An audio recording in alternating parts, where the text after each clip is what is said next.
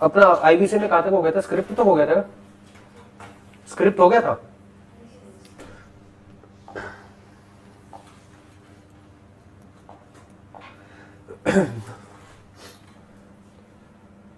ये pictographic script क्या थी? आईवीसी की जो पिक्टोग्राफिक स्क्रिप्ट थी वो क्या थी?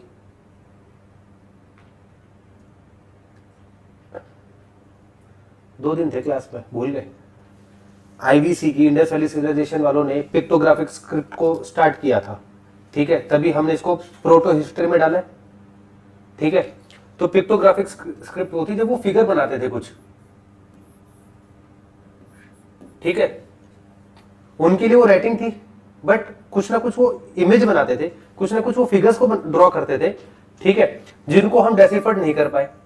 तो ऐसे स्क्रिप्ट को हमने क्या बोला? पिक्टोग्राफिक स्क्रिप्ट, जिसमें पिक्चर्स का वो यूज करते थे कुछ ना कुछ लिखने के लिए, ठीक है। And what is boustrophedon? कि देखो कि जब कुछ लिखना स्टार्ट करे वो यहां से, कि जैसे उन्होंने यहां से अपना कुछ फिगर को ड्रॉ करना शुरू किया, ठीक है, किसी पेपर के ऊपर, सॉरी पेपर तो चलो नहीं था, जैसे किसी रॉक के ऊपर, ठीक है। फर्स्ट लाइन यहां से राइट से लेफ्ट की तरफ, नेक्स्ट लाइन में लेफ्ट से राइट की तरफ, फिर यू, फिर यू, फिर यू। तो जो ये पैटर्न है, ठीक है, इस पैटर्न को हम कहते हैं बोस्ट्रोफार्डन, ठीक है। आजकल के टाइम में बोस्ट्रोफार्डन है? नहीं है, ठीक है, आजकल के टाइम पे नहीं है।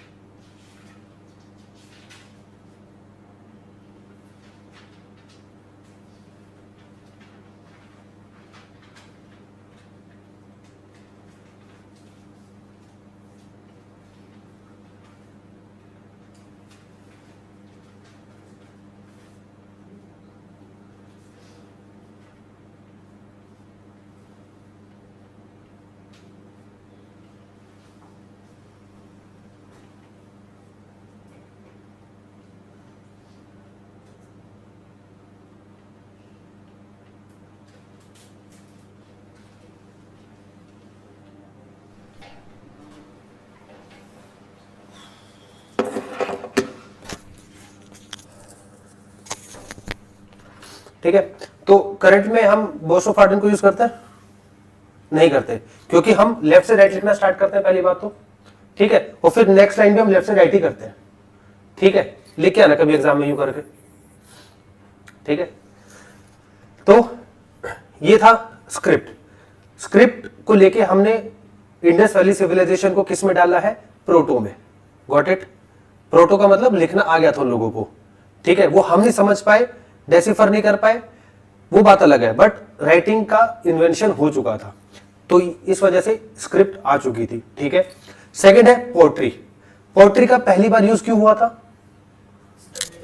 स्टोरेज के लिए। स्टोरेज क्यों? किसकी स्टोरेज? एग्रीकल्चर के लिए, मतलब ग्रेन्स की, ठीक है, यानी कि एग्रीकल्चर आ चुका था। और एग्रीकल्चर कब आया, स्टार्ट हुआ था, डेवलप कब हुआ था? न्यूलिथिक में, ठीक है, मेसोलिथिक में जस्ट स्टार्ट हुआ था, ठीक है, बट फुल फ्लैश अपने जो प्लेग उस पे था एज पे बिल्कुल, ठीक है, वो था न्यूलिथिक में, ठीक है, तभी जाके पोएट्री का इन्वेंशन हुआ था। देखो अब पोएट्री अभी भी वही थी, ठीक है, बट थोड़ा सा, क्योंकि टाइम पीरियड देखो हम कितने साल आगे आ गए, हम 850 ईयर्स आगे आ चुके हैं। 850 साल बहुत ज्यादा हो जाते हैं, ठीक है। अगर हम आजकल के टाइम पे देखो तो हम 90s किड है, ठीक है। 1990 से लेके 20 साल की उम्र में, मतलब इस 20 साल की एज में या इस 20 ईयर्स के जो गैप है, इसी में टेक्नोलॉजी इतनी आगे कि उस टाइम पे एक इतना ईट जैसा फोन होता था और आजकल एआई आ गई सिर्फ 20 साल में। यहाँ पे तो 850 है, ठीक है। तो इन्वेंशन हुई है, ठीक है। अब पोल्ट्री में भी हुई है। देखो जो आईबीसी वाले लोग थे वो पोल्ट्री को बनाते थे। पोल्ट्री का क्यों? क्योंकि उनका जो मेन ऑक्यूपेशन क्या था? एग्रीकल्चर, ठीक है। फर्स्ट अर्बनाइजेशन था। अर्बनाइजेशन क्यों बोला? क्योंकि वो एक जगह सेटल हो चुके थे, उन्होंने अपने घर बनाए, उन्होंने अपने बिल्डिंग्स बनाई, उन्होंने अपनी फैक्ट्री साइट्स बनाई जहां पे वो काम करते थे, ठीक है। जहां पे वो सामान को भेजते थे वे, और जहां से सामान आता था उसको वेयर हाउस में भी रखते थे, ग्रेनरी भी रखी, मतलब एक तरह से प्रॉपरली अर्बनाइजेशन था। तो इसलिए हमने उसको बोला इंडिया फर्स्ट अर्बनाइजेशन, ठीक है। तो अब पोल्ट्री भी थी। अब पोल्ट्री को क्या किया?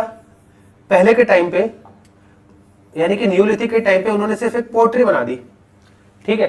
टाइम के साथ क्या हुआ? इस पोल्ट्री के ऊपर डिजाइन होने लग गया, ठीक है। उन्होंने डिजाइन करना स्टार्ट कर दिया, ठीक है। और याद रखना जो इंडस वैली सिविलाइजेशन की जो पोल्ट्री है उसमें वो ज्यादा से ज्यादा सिर्फ 2 कलर्स का यूज करते थे, रेड एंड ब्लैक। तभी हम इस फेस को हम कहते हैं रेड एंड ब्लैक पोल्ट्री, ठीक है। याद रखना, कई बार आ जाता है मैच द फॉलोइंग में कि किस टाइम पे कौन सी जो पोल्ट्री थी वो डोमिनेंट में थी, ठीक है। तो इंडस वैली सिविलाइजेशन में जो पोल्ट्री थी वो पेंटेड भी होती थी, और पेंटेड होती थी सिर्फ 2 कलर्स की, यानी कि वो रेड को और ब्लैक को, ठीक है। कि जैसे रेड कलर्स को पूरा बैकग्राउंड में कर दिया और ब्लैक कलर्स में डिजाइन बना दिए, ठीक है भाई। जैसे ये हो गया, रेड कलर को पूरा बैकग्राउंड कर दिया, ठीक है, और फिर ब्लैक कलर के ऊपर ऐसे हल्के हल्के डिजाइन बना दिए, ठीक है। इसको हम कहते हैं red and black pottery. But वो प्लेन पोल्ट्री का सबसे ज्यादा यूज करते थे। Plain pottery is more common, मतलब यूज जो होती थी वो ज्यादातर प्लेन पोल्ट्री होती थी। प्लेन का मतलब ऐसी पोल्ट्री जो कि जिसके ऊपर कोई भी डिजाइन नहीं बना होता था, ठीक है। होती ये भी थी, होती प्लेन भी थी, बट प्लेन वाली ज्यादा यूज होती थी, ठीक है। उसके बाद हमने देखा सील एंड सेलिंग, ये भी कर लिया था।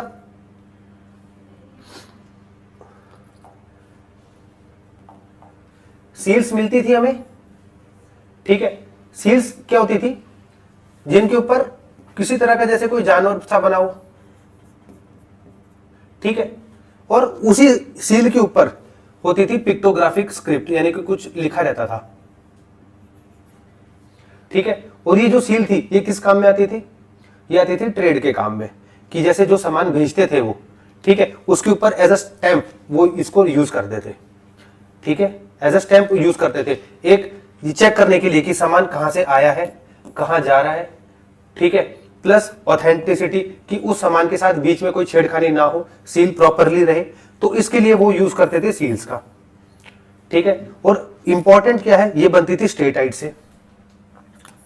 स्टेटाइट क्या होता है? स्टेटाइट एक मिट्टी होती है जो कि जो रिवर होता है ना, रिवर का बेसिन, मतलब देख रहे हो बिल्कुल जो रिवर का जो तल होता है उसमें कैसी बिल्कुल चिकनी मिट्टी होती है, ठीक है, बिल्कुल चिकनी सी मिट्टी होती है, ठीक है। कभी जैसे जो रिवर जो ज्यादा गहरी ना हो ना, उसमें जब आप वॉक करोगे तो बिल्कुल चिकनी मिट्टी होती है, उससे बनती है सील्स, उससे वो बनाते थे, ठीक है। और इंडस वैली सिविलाइजेशन तो पूरी इंडस रिवर के ऊपर बना हुआ था, ठीक है। तो उनको जो स्ट्रीटाइट मिट्टी होती थी वो आसानी से मिल जाती थी क्योंकि वो रिवर के पास में रहते थे। उसी मिट्टी को सुखा के वो बनाते थे अपनी सील्स, यानी उनके ऊपर क्रैविंग करते थे। क्रैविंग समझ रहे क्या होता है?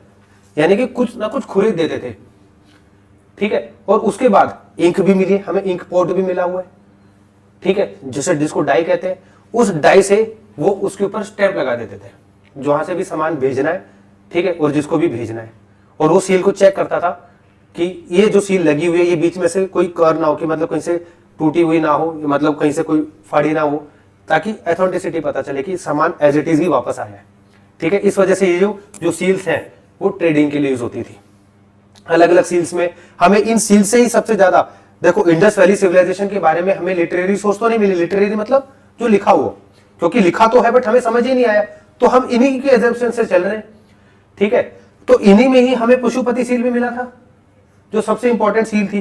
पशुपति सील देखी थी जो बीच में से थोड़ी टूटी हुई थी साइड में से, ये थे ना,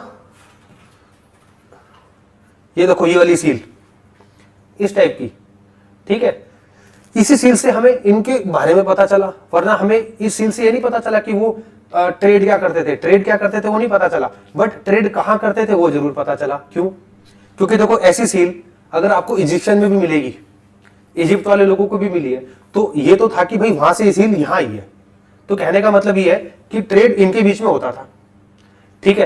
प्लस हमें जानवरों के बारे में भी पता चला कि भाई जैसे टाइगर, मतलब उन्होंने एक टाइगर बना रखा है, तो शायद उन लोगों को टाइगर के बारे में पता था, ठीक है। उन लोगों को बुल के बारे में पता था, उन लोगों को एलिफेंट के बारे में पता था, ठीक है। उनको डियर के बारे में भी पता था, यहाँ पे 2 डियर है कि उन लोगों को डियर के बारे में भी पता था। तो इस सील से, ठीक है, हमें उनकी सोशल जो लाइफ है ना वो ज्यादातर पता चली है। प्लस हमें ये भी पता चला कि एक पशुपति टाइप का कोई योगी टाइप बैठा हुआ है, ठीक है, शायद उनकी वो पूजा करते हो। देखो क्वेश्चन यूपीएससी में ना कई बार इसको घुमा के भी दे देंगे, यूपीएससी हो चाहे एससीएस में हो, इस तरह से दे देंगे कि डिस्क्राइब करो कि शायद इंडस वैली सिविलाइजेशन में तुम्हें रिलीजियस जो एस्पेक्ट्स है वो है, ठीक है। अगर है का प्रूफ करना है तो क्या करोगे, ये कि मदर गॉडेस से मिली है हमें, ठीक है। और मदर गॉडेस की जो याद है ना वो फोटो मूर्ति मदर गॉडेस की, ठीक है, मिट्टी से बनी हुई, वो बहुत ज्यादा मात्रा में मिली है। तो हो भी सकता है मदर गॉडेस की वो लोग पूजा करते हो। हमें पशुपति सील मिली है, ठीक है, तो हो भी सकता है भाई वो पशुपति की पूजा करते हो। हमें फायर अल्टर भी मिले हैं, वो यज्ञ करने वाले कहाँ मिले हैं वो, गुड, कालीबंगन एंड लोथल में, ठीक है। तो हमें उन चीजों से भी हम वो प्रूफ कर सकते हैं कि शायद वो रिलीजियस में बिलीव करते हो। बट अगर आ जाए कि नहीं करते हो तो कि हमें कोई टेंपल नहीं मिला, ठीक है, किसी हमें कोई टेंपल नहीं मिला, हमें कोई बड़ा सा पैलेस नहीं मिला, ठीक है, तो ये प्रूफ करता है कि शायद वो इन चीजों में ना बिलीव करते हो, ठीक है।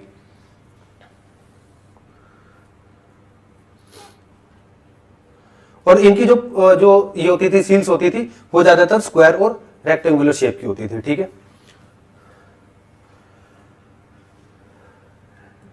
ये आर्ट वाला उसी दिन करवा दिया था, इतना इंपॉर्टेंट नहीं है। स्टोन स्टैचू, ठीक है, टेराकोटा, टेराकोटा भी एक मिट्टी टाइप की होती है, ठीक है। स्टोन स्टैचू, स्टोन स्टैचू से हमें क्या मिला हुआ था, रेड स्टैचू से क्या मिला था, मेल टोर्सो, जो कि स्टोन का बना हुआ था, ठीक है। और टेराकोटा से वो मदर गॉडेस की फोटो जो इमेज थी वो इस टेराकोटा से बनी थी। टेराकोटा भी एक मिट्टी होती है, ठीक है।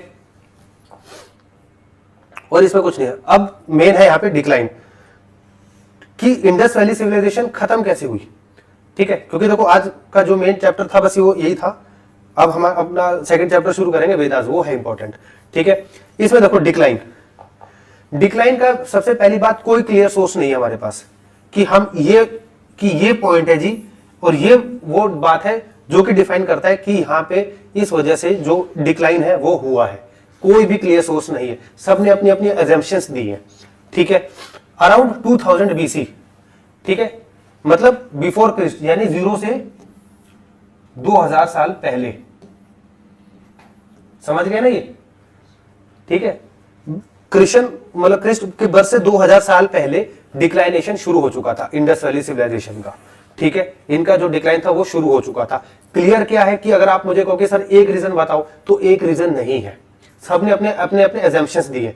पहला देखो एजम्पशन क्या है, पॉसिबल रीजंस, पॉसिबल्स है कि डिक्लाइन द सॉइल फर्टिलिटी, जो सॉइल थी वहां की वो अनफर्टाइल हो गई हो, ठीक है, कि अब वहां पे इतनी उपजाऊ मिट्टी ना रही हो, एग्रीकल्चर खत्म हो गए हो, तो लोग वहां से शायद चले गए हो, तो इस वजह से जो पूरी जो सिविलाइजेशन थी वो खत्म हो गई हो, ठीक है। Second, the depression in the land, यानी कि जो लैंड थी, जो इतनी एक फर्टिलिटी थी, ठीक है, वो खत्म हो गया हो। सेकंड, आर्यन इन्वेजन, आर्यंस कौन थे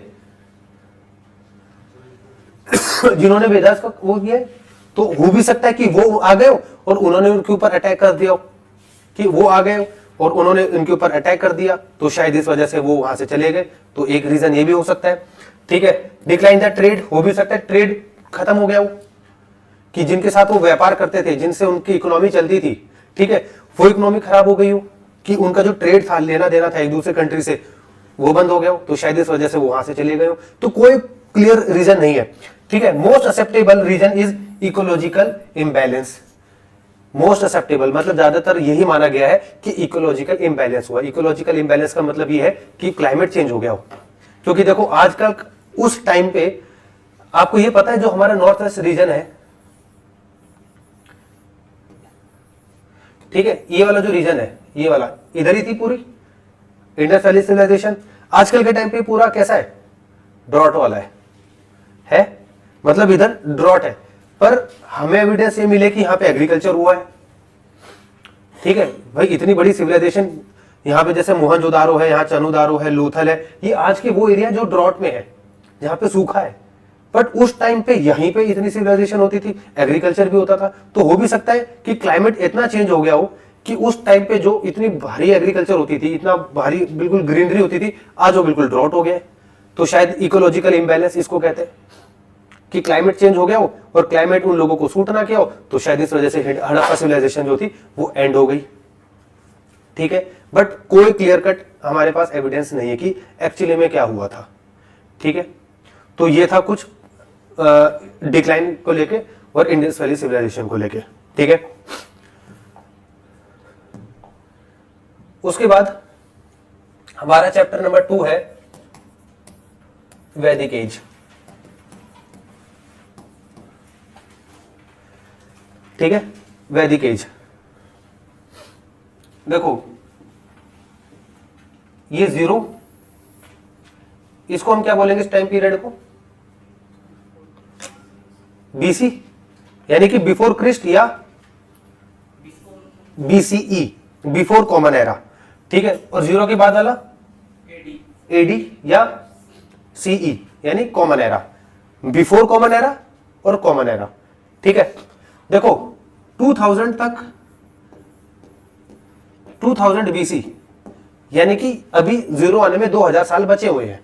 ठीक है, तो 2000 साल तक आईबीसी जो थी वो डिक्लाइन हो गई, इधर जो थी वो डिक्लाइन हो गई। ठीक है, उसके बाद लगभग 1900 मतलब 100 साल बाद, ठीक है, डिक्लाइन होने के 100 साल बाद, 100 साल बहुत बड़ा गैप हो जाता है। ठीक है, हमको तो यहाँ पे 2 सेकंड लगे बोलने में, 2 साल में बहुत बड़ा गैप हो जाता है। 1900 बीसी यानी कि 1900 से 1900 साल पहले आर्यंस इंडिया में आना स्टार्ट हो गए थे। ठीक है, जिन्होंने वेदास लिखी थी, और ये चले थे यहां से लेके 600 बीसी तक, इस टाइम पीरियड तक 1900 से लेके 600 तक, यानी कि 0 से 600 साल पहले तक वो उन्होंने किया था पूरा डोमिनेंस इंडिया के ऊपर। ठीक है, यानी इंडियन सब कॉन्टिनेंट के ऊपर। ठीक है, ये वो टाइम पीरियड था जिसको हम कहते हैं वैदिक यानी वेदास।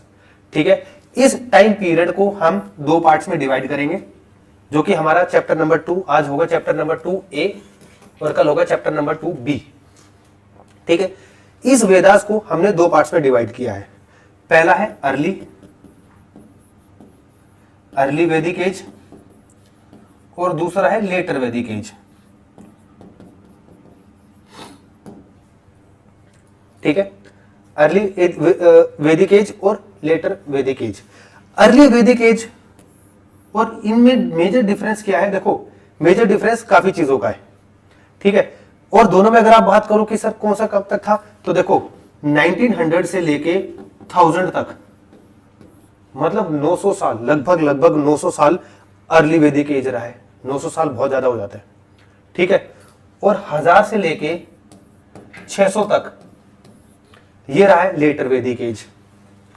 ठीक है, यानी कि 900 से लेके यहां तक 1000 यहां होगा, तो यहां से यहां तक अर्ली, उसके बाद लेटर।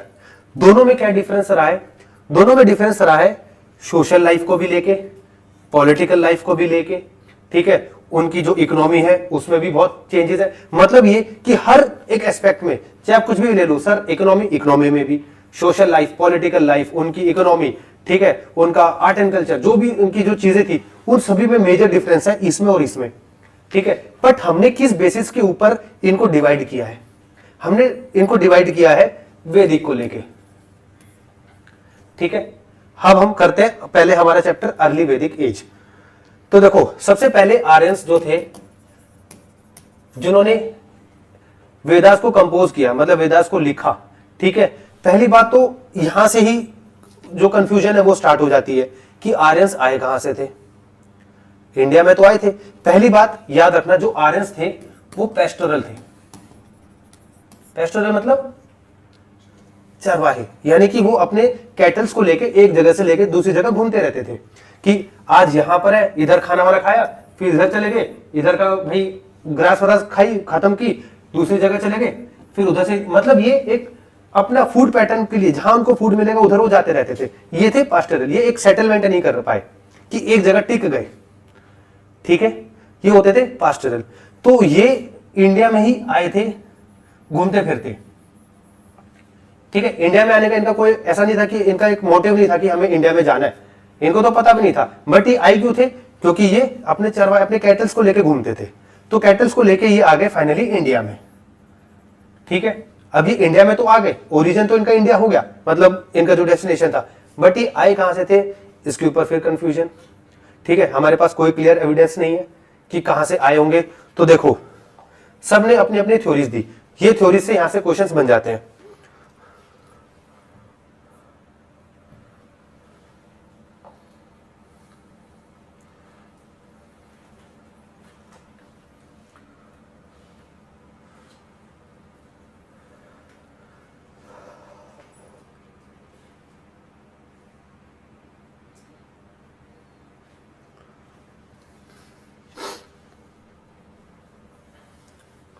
ये देखो यहां से ही इंपॉर्टेंट है, पीडीएफ में आपको दे दूंगा, लिखने की वैसे जरूरत नहीं है, ठीक है। कुछ ना समझ में तो अपना एडिशनल कुछ आप लिख लेना, बट ये पीडीएफ मैं ग्रुप में डलवा दूंगा आज। ये है मोस्ट इंपॉर्टेंट कि किस किसने थ्योरीज दी है। देखो सेंट्रल एशियन थ्योरी, ठीक है, कि सेंट्रल एशिया से आए होंगे, ठीक है, कि वो लोग आर्यस जो है वो सेंट्रल एशिया में कौन कौन सी कंट्रीज है आजकल में, कजाकिस्तान, तुर्कमेनिस्तान, ठीक है, टर्की, ये सब जो है कि यहां से आए होंगे। और ये किसने दी है, मैक्स मिलर ने, कि ये जो आर्यस थे वो वहां से आए थे, ठीक है। बट कोई क्लियर एविडेंस नहीं है, सबने अपने अपने एस्पेक्ट्स दिए, ठीक है। और कोई भी एक ऐसा रीजन नहीं है कि जिसको हमने कहा हो कि ये मोस्ट एक्सेप्टेबल है, कि हम सिर्फ इसी को मानेंगे बाकियों को नहीं मानेंगे, सभी को मानना पड़ेगा, ठीक है। वैसे यूरोपियन थ्योरी किसने दी है, विलियम जोन्स ने, ठीक है, कि वो यूरोप से आए थे, फ्रांस, ठीक है, स्पेन, पोर्तुगाल, मतलब वो वहां से आए हैं। जो आर्यंस थे वो घूमते फिरते अपने कैटल्स को लेके, उन्होंने इतना लंबा ट्रेवल किया कि वो फाइनली इंडिया में भी आ गए, ठीक है। इंडियन थ्योरी कि वो इंडिया से ही थे, कि जो आर्यंस थे वो कहीं से नहीं आए, वो इंडिया में ही थे, ठीक है। और ये किसने कहा है, एक एक नाम याद रखना पड़ेगा आपको, ये जितने भी है। मैच द फॉलोइंग्स, पेयरिंग को लेकर क्वेश्चंस आ जाते हैं कि इनके साथ इन्हीं के पेयर दे दिए कि कौन सा which of the following pair is correct या आर करेक्ट, या फिर मैच द फॉलोइंग को लेके, ठीक है। जैसे आर्कटिक रीजन कौन सा हो गया, बिल्कुल ऊपर वाला, रशिया की तरफ, ठीक है। ये किसने बोला था, बाल गंगाधर तिलक ने, कि वहां से आए होंगे, ठीक है। तिब्बतन थ्योरी कि वो तिब्बत से आए थे, ठीक है। तो ये अलग अलग वो है जिन्होंने एविडेंस मतलब कुछ ना कुछ ऐसा कोई पुख्ता सबूत नहीं दिया कि इन्हीं की बात मानी जाए, कि यही एक थ्योरी है जो एक्सेप्टेबल है, बट हर किसी ने अपने अपने को थ्योरीज को दिया है। बट सभी का क्या वो था पॉइंट ऑफ व्यू, कि वो कहीं से भी आए हो, पर आए कहां पर है, इंडिया में, ठीक है। और कोई मोटिव था नहीं, वो सिर्फ अपने कैटल्स को लेके इंडिया में पहुंच गए थे, ठीक है। क्या कितना डीएनए मैच करोगे, कितने का लोगे बताओ। तो ऐसे ऐसे यूं डीएनए मैच हो जाते हैं, बिल्कुल भी नहीं। तो कुछ परसेंट से तो फिर वही बात आ गई ना, कुछ परसेंट। अब ऐसे तो फिर कुछ परसेंट आपका कहीं और भी मैच कर जाएगा फिर। बट हाँ ये है कि एविडेंस देखो कुछ ना कुछ ये बोला है कि एविडेंस को डीएनए को लेके नहीं, जैसे लैंग्वेज को लेके बोल सकते हैं हम। जैसे हम पढ़ रखा होगा आपने, हम इंग्लिश में मदर बोलते हैं, हिंदी में माँ, ठीक है। तो ये जो हिंदी है ये सेम लैंग्वेज में मतलब सेम फैमिली की है, याद है वो इंडो यूरोपियन लैंग्वेज का ही पार्ट है हिंदी, इंग्लिश भी, स्पेनिश, फ्रेंच, ठीक है। ये सारी की सारी किसका पार्ट है, इंडो यूरोपियन का।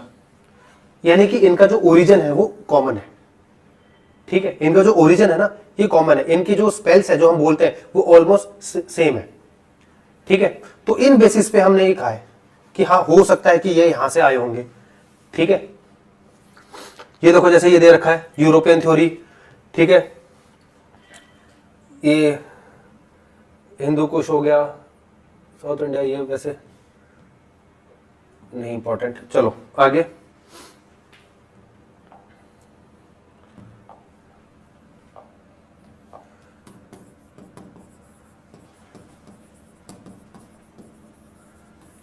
टोटल कितने वेद है? 4, ऋग्वेद, सामवेद, यजुर्वेद और अथर्ववेद। ठीक है, याद रखना सिर्फ ऋग्वेद ही अर्ली वैदिक में पार्ट है, यानी कि अर्ली वैदिक में सिर्फ हम ऋग्वेद के बारे में पढ़ेंगे। ठीक है, और जो बाकी के हैं सामवेद, यजुर्वेद, अथर्ववेद, ये है लेटर के पार्ट। हम अर्ली वैदिक को, यानी कि जो हमने पहला फेज बोला था कि भाई हमारा अर्ली वैदिक एज है, इसको हम ऋग्वेदिक एज भी बोलते हैं। रीजन, क्योंकि हमें जितनी भी से ज्यादा जो इंफॉर्मेशन मिली है इसके बारे में, वो मिली है ऋग्वेदिक की वजह से। अब याद रखना, अब ऋग्वेदिक हम जब पढ़ रहे हैं तो ऋग्वेदिक में हमारे पास आर्कियोलॉजिकल सोर्स नहीं है।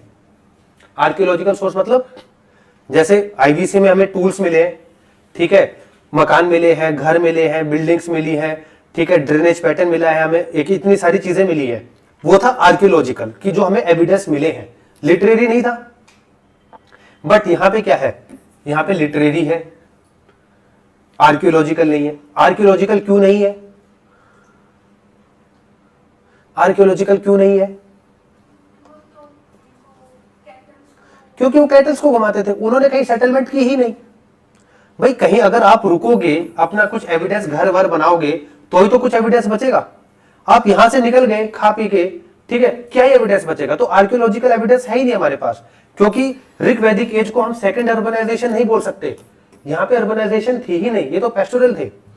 Indus valley civilisation first urbanisation थी, क्योंकि उन्होंने अपने लिए घर भी बनाए, ठीक है, वहां पे फैक्ट्री साइट बनाई, ग्रेनरी बनाई, ग्रेट बाथ बनाए, इतने सारे उन्होंने घर बनाए जितने भी थे, ठीक है। बट वैदिक वालों ने, आर्यंस ने कुछ नहीं बनाया ऐसा। वो सिर्फ एक जगह रहते थे, उधर खाते पीते थे, फिर दूसरी जगह निकल जाते थे, ठीक है। तो आर्कियोलॉजिकल तो कुछ मिला ही नहीं, कि उनका कुछ अवशेष ही नहीं मिला, कुछ बनाया नहीं, तो मिलेगा क्या? ठीक है, तो आर्कियोलॉजिकल एविडेंस हमारे पास यहां नहीं है, बट लिटरेरी है, ठीक है। तो लिटरेरी क्या है? ऋग्वेद, यानी कि हमें जितनी से ज्यादा जो इंफॉर्मेशन मिली है अर्ली वैदिक के बारे में, ठीक है, वो मिली है ऋग्वेद से। इस वजह से इस फेज को हम कहते हैं ऋग्वेदिक एज।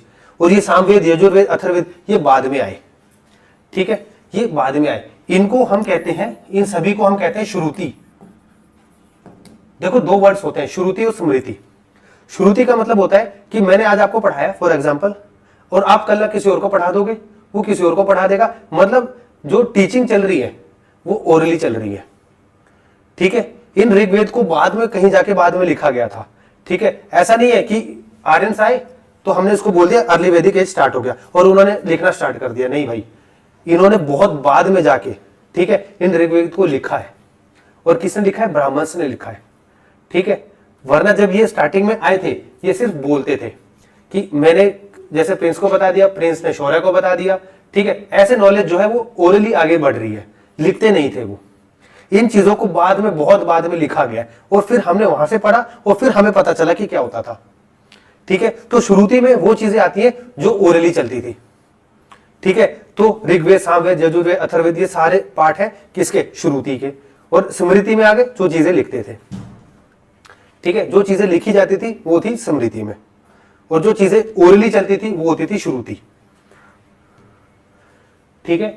और अब हम पढ़ रहे हैं जैसे अर्ली वैदिक एज, ठीक है। अर्ली वैदिक एज में सबसे इंपॉर्टेंट ये है कि हम सिर्फ पढ़ेंगे ऋग्वेदिक के बारे में, यानी कि हमें जितनी भी इंफॉर्मेशन मिली है कि उनकी सोशल लाइफ कैसे होती थी, पॉलिटिकल लाइफ कैसे होती थी, किंग कौन होता था, किंग कैसे बनता था, वुमेन की क्या पोजीशन थी, वो सारी की सारी इंफॉर्मेशन मिली है ऋग्वेद से। इस वजह से हमने इस फेज को बोल दिया ऋग्वेदिक एज, ठीक है। और जो बाद में, यानी जो चैप्टर का सेकंड पार्ट है वो है लेटर वैदिक एज, ठीक है। तो देखो ऋग्वेदिक एज,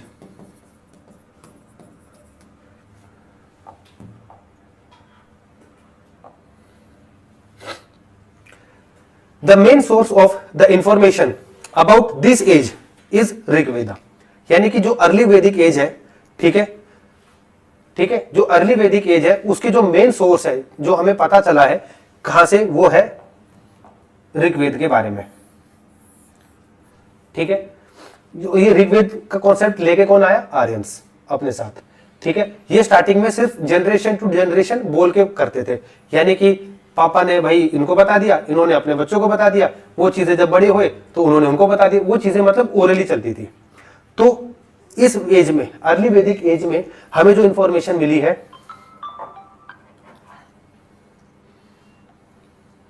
ठीक है, जो हमें इंफॉर्मेशन मिली है वो मिली है ऋग्वेदिक से। ठीक है, और इस ऋग्वेद में के 10 मंडल होते थे। 10 मंडल का मतलब है 10 बुक्स, मंडल्स का मतलब होता है बुक्स, यानी इस ऋग्वेद को 10 बुकों में डिवाइड किया गया है। यानी कि एक बुक है ऋग्वेद, ये 10 पार्ट में डिवाइड है, 4, 5, 6, 7, 8, 9 और 10। ठीक है, ये 10 बुक्स हैं जिनमें पूरे का पूरा ऋग्वेद के बारे में लिखा हुआ है, और इसके अंदर 1028 यानी कि अराउंड 1000 हिम्स, हिम्स मतलब मंत्र लिखे हुए हैं पूरी 10 के 10 बुकों के अंदर मिला के टोटल। ठीक है, आई चीज समझ में। और ये जो ऋग्वेद है पूरा, इसी की वजह से हमें इस फेज की, इस एज की, यानी कि 1900 से लेके 1000 तक, 1900 से लेके 1000 तक पहला एज, और 1000 से लेके 600 तक लेटर वैदिक एज। तो हमें जो ये वाला फेज है ऊपर वाला, इसके बारे में पता चला ऋग्वेद से। ठीक है, जो कि होता था 10 बुक्स में डिवाइड। उसके बाद मंडल्स या chapters from 2 to 8 are called Saptarishi. ठीक है, Saptarishi mandals, as they are the composed by the even the great saints the mandals 2 and 7। ये देखो,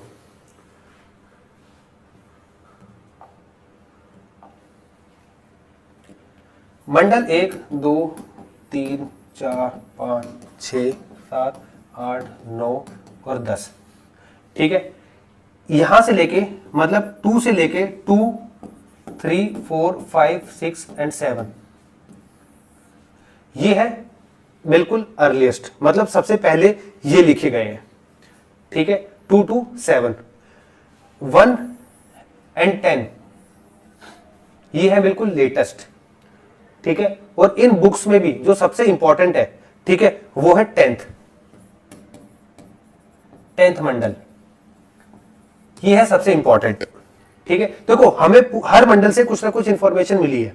ठीक है, बट सबसे जो इंपॉर्टेंट इंफॉर्मेशन मिली है वो मिली है 10th मंडल से। ठीक है,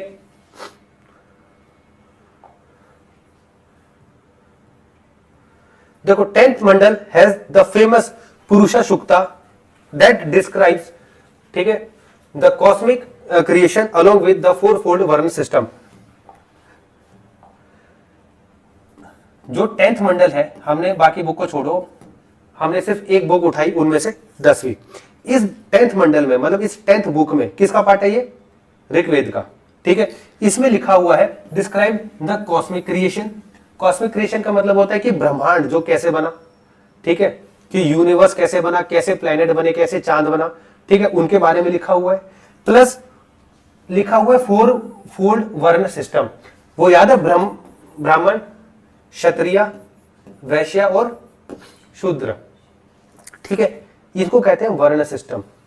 ठीक है, ये जो है कि ब्राह्मण क्या काम करेंगे, क्षत्रिय क्या काम करेंगे, वैश्य क्या काम करेंगे, शूद्र क्या काम करेंगे, उनके बारे में लिखा हुआ है यहां पे इस 10th मंडल में। और इस 10th मंडल को हम कहते हैं पुरुषा सुक्ता।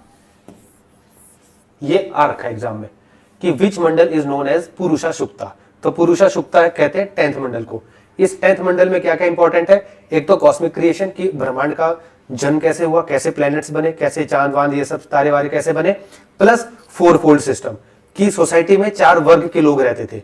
ब्राह्मण्स रहते थे जो पूजा पाठ करते थे, ठीक है, क्षत्रिय रहते थे जो युद्ध करते थे, वैश्य होते थे जो ट्रेडिंग का काम करते थे, और एक होते थे शूद्र। ठीक है, वैश्य और शूद्र, शूद्र करते थे जो इन तीनों के लिए काम करते थे। ठीक है, एज अ स्लेव काम करते थे, जो खेती बाड़ी करते थे। ठीक है, 3rd मंडल में जो गायत्री मंत्र है हमारा, ठीक है, ये भी एसएससी में क्वेश्चन आ रखा है, यूपीएससी में नहीं है बट हाँ उस टाइप में क्वेश्चन आ रखा है कि किस मंडल में गायत्री मंत्र को लिखा गया। गायत्री मंत्र पता होगा, ठीक है, वो गायत्री मंत्र किस मंडल में लिखा हुआ है। पहली बात वो एक ऋग्वेद का पार्ट है, और ऋग्वेद के कौन से मंडल में, कौन सी बुक में, थर्ड बुक में, ठीक है, यानी कि ऋग्वेद की थर्ड बुक में गायत्री मंत्र को मेंशन किया हुआ है। तो देख लो जो आज गायत्री मंत्र हम पढ़ते हैं वो आज से, अगर आज से बात करें तो 2000 ये और 1900 वो, लगभग 4000 साल पहले लिखा हुआ है, ठीक है। उसके बाद ज्योग्राफिकल एक्सपेंशन ऑफ द वैदिक पीरियड, यानी कि वो जब लोग आए, यानी कि आर्यंस जब इंडिया में आ गए थे, तो हमने पहली बात पढ़ लिया कि भाई ऋग्वेद से इंफॉर्मेशन मिली, ठीक है, वो कहां कहां रहे, ठीक है, क्योंकि उनके लिए इंडिया टाइम तो कुछ था ही नहीं, ठीक है, वो जस्ट आए, उन्होंने देखा कि भाई बहुत बढ़िया एग्रीकल्चर है हमारे कैटल्स के लिए, और चरवाई शुरू कर दिया, कभी कहां है, कभी कहीं है, कभी कहीं है। तो मतलब वो पर्टिकुलरली किस रीजन में सबसे पहले आए थे, तो देखो वो आए थे सप्त सिंधु रीजन में। ये इंपॉर्टेंट है कि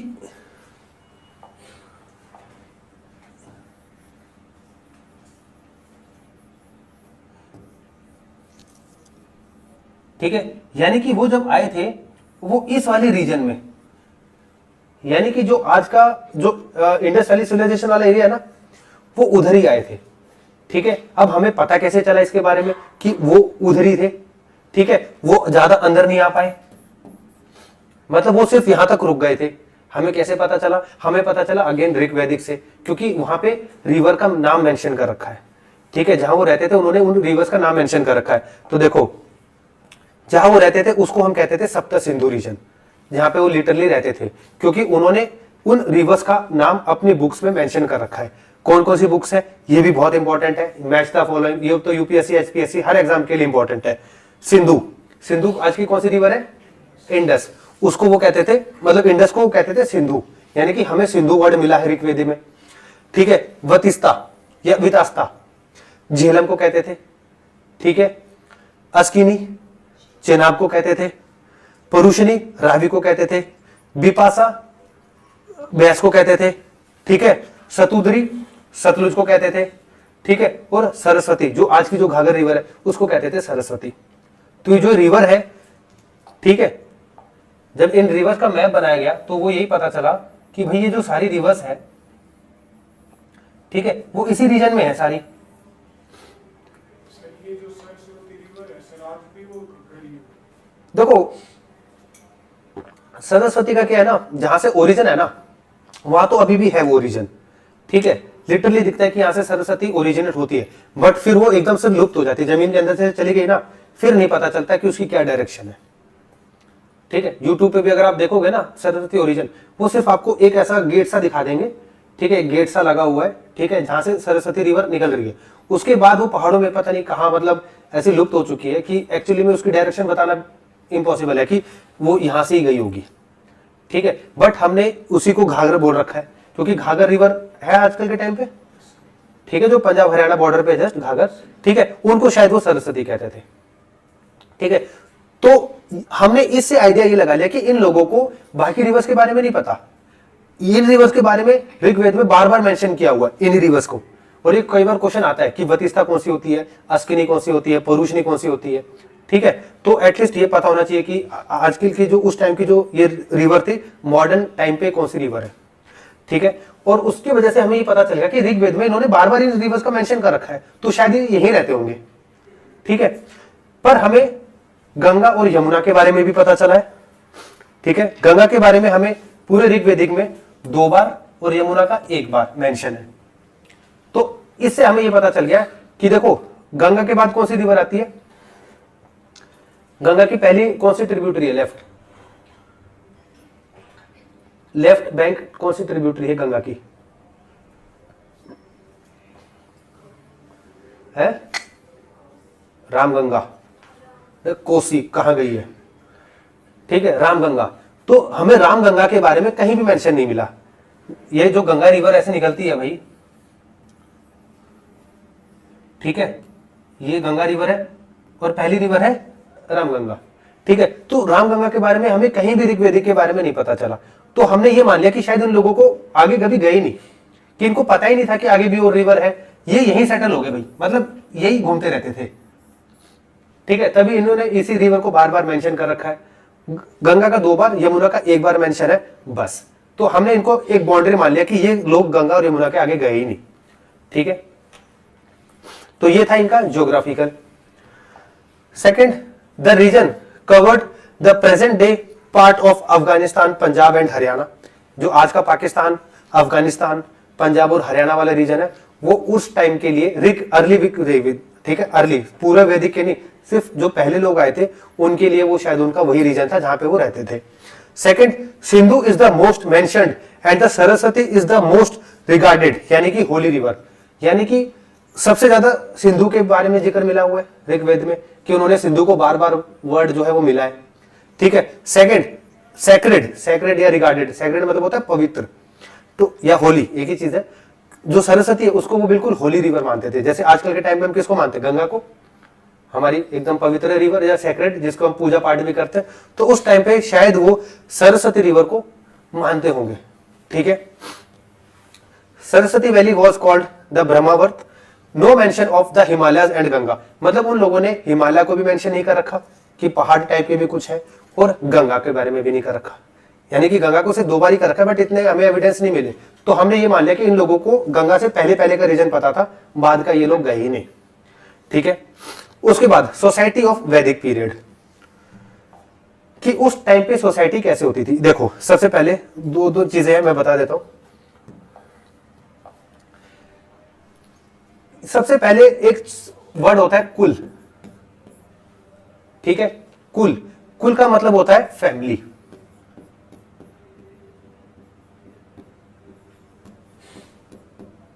ठीक है, एक फैमिली को कहते हैं कुल। ठीक है, जब काफी सारे कुल मिल जाते हैं, मतलब एक फैमिली और एक ये फैमिली, एक ये फैमिली, एक ये फैमिली, मतलब सारे कई कुल मिल जाते हैं। ठीक है, उसको हम कहते हैं क्या, ग्राम। ठीक है, कि एक फैमिली हो गई जिसको हमने बोला कुल। ठीक है, काफी सारे कुल मिलके क्या बना गए, ग्राम। ठीक है, कुल का हेड कौन होगा, एक मैन होता था। ठीक है, यानी कि ये जो थी ये पैट्रियार्कल सोसाइटी थी, मतलब यहां पे आदमियों को थोड़ी ज्यादा वैल्यू मिलती थी। ठीक है, इसको कहते थे कुलापति। ठीक है, यानी कि कुल का हेड। ठीक है, एक फैमिली का हेड कुलापति, और सारी कुल, अगर काफी सारे कुल को मिला दे तो क्या बन जाता था, ग्राम। ठीक है, ग्राम का हेड ग्रामीणी। ठीक है, ये देखो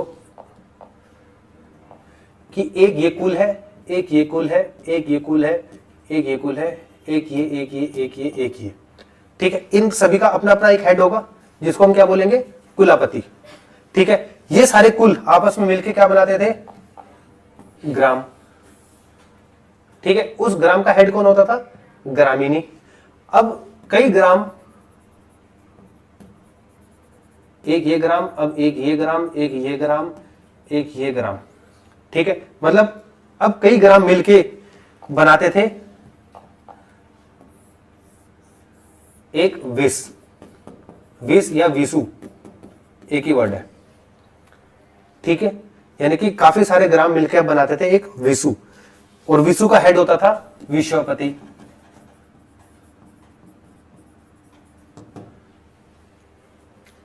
ठीक है, अब कई सारे विशु, 1 2 3 4, कई सारे विशु। ठीक है, कई सारे विशु मिलके एक बनाते थे जन। ठीक है, जन, और जन का हेड कौन होता था, राजा।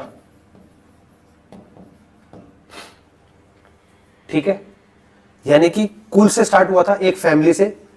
ठीक है, फैमिली का हेड कुलापति, कई सारी फैमिली मिली क्या बन गया, ग्राम। ग्राम का हेड ग्रामीणी, कई सारे ग्राम मिल गए क्या बन गया, विशु। ठीक है, और उस विशु का हेड विश्वपति। ठीक है, कई सारे विशु मिल गए तो क्या बन गया, एक जन। ठीक है, और जन का हेड कौन होता था, राजा। अब ये देखो, भले ही राजा अब चुन लिया गया है, ठीक है, राजा की रिस्पॉन्सिबिलिटी होती थी कि अपने जन की, ठीक है, जिसके अंदर कई सारे विशु हैं, उस विशु के अंदर कई सारे ग्राम है, ग्राम के अंदर कई सारी फैमिलीज है, उनकी प्रोटेक्शन करना, उनकी प्रोटेक्शन करना, वो होती थी राजा की रिस्पॉन्सिबिलिटी। राजा के पास अपनी कोई आर्मी होती थी, नहीं, राजा के पास अपनी कोई आर्मी नहीं होती थी, यानी कि जिसको हम बोलते हैं स्टैंडिंग आर्मी। स्टैंडिंग आर्मी क्या होती है, what do you mean by standing army? Standing army का मतलब ये है कि जैसे हमारी अभी इंडिया में देख लो, आर्मी है, एयरफोर्स भी है, नेवी भी है, कोई लड़ाई चल रही है, नहीं चल रही, बट फिर भी हमारे पास फोर्सेस है ना, तो इसको हम कहते हैं स्टैंडिंग आर्मी, कि कभी भी युद्ध हो जाए तो हमारे पास एक फोर्स ऑलरेडी प्रेजेंट है। ठीक है, इसको हम कहते हैं स्टैंडिंग आर्मी। तो इस राजा के पास अपनी ऐसी कोई खुद की एक सेना नहीं होती थी कि एक सेना मेरी तैयार है, कभी भी लड़ाई होगी तो मैं उस सेना को यूज कर लूंगा। यहां पे अगर किसी जन की दूसरे जन से, याद रखना, क्योंकि ये तो राजा इस जन का है, ऐसे कई और जन भी होंगे, ठीक है, कि एक ये जन है, मान के चलो ए, एक जन होगा बी, वैसे ही इस जन के अंदर भी अपने विशु होंगे, ग्राम होंगे, फैमिलीज होंगी, इसका भी अपना एक राजा होगा। ठीक है, तो अगर दो जन की आपस में लड़ाई होती थी तो आर्मी तुरंत बनाई जाती थी, ठीक है, कि भाई आ जाओ लड़ाई करनी है। ठीक है, और जैसे ही लड़ाई खत्म, चलो भाई अपना अपना काम करो, तुम जो कैटल्स में बिजी थे वहीं चले जाओ, मैं लड़ाई खत्म, ये होता था। यानी कि स्टैंडिंग आर्मी नहीं होती थी कि एक रिजर्व में फोर्स रहे। ठीक है, सेकंड, राजा क्या टैक्स कलेक्ट कर सकता था? नहीं, राजा के पास कोई पावर नहीं थी टैक्स कलेक्ट करने की। यानी कि ये जो राजा है स्टार्टिंग का, ये वो राजा नहीं है जो बाद में राजा आए थे ना, जैसे चंद्रगुप्त, ये जो टैक्स लेते थे हैवी हैवी, वो उस टाइप के राजा नहीं होते थे। ठीक है, सेकंड, क्या इस राजा की फुल पावर होती थी जो कुछ भी करे? नहीं, ये भी नहीं। ये देखो क्या होता था कि अगर ये राजा है, ठीक है, पहली बात हायरार्की होती थी। हायरार्की मतलब इसी का जनरेशन आगे राजा बनेंगी। ठीक है, बट कहीं ना कहीं थोड़ा सा इनकी पावर को भी ना लिमिट कर रखा था। ये असिस्ट होते थे 4 लोगों से, मतलब 4 जो राजा है वो 4 लोगों से हेल्प लेता था। सबसे पहले लेता था पुरोहित। पुरोहित मतलब पृष्ठ, जो बड़ा पंडित होते हैं ना, वो होता था उनके लिए। एक होता था सेनानी, भले ही आर्मी नहीं होती थी बट एक सेनापति होता था। ठीक है, कि जो भी लड़ाई करनी है तो कोई फौज बनेगी, ठीक है, उसको वो लीड करेगा। ठीक है, फिर होता था 2 असेंबलीज।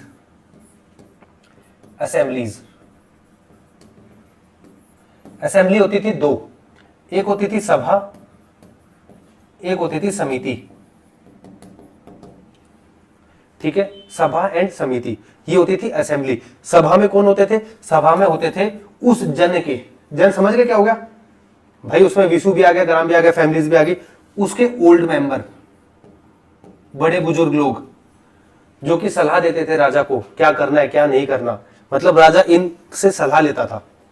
ठीक है, जैसे आजकल के टाइम पे काउंसिल ऑफ मिनिस्टर्स होता है, ठीक है भाई, जो प्राइम मिनिस्टर है या प्रेसिडेंट है वो उनसे सलाह लेता है, वैसे ही राजा के टाइम पे ये सभा होती थी जिसमें एल्डर्स मेंबर होते थे उस जन के।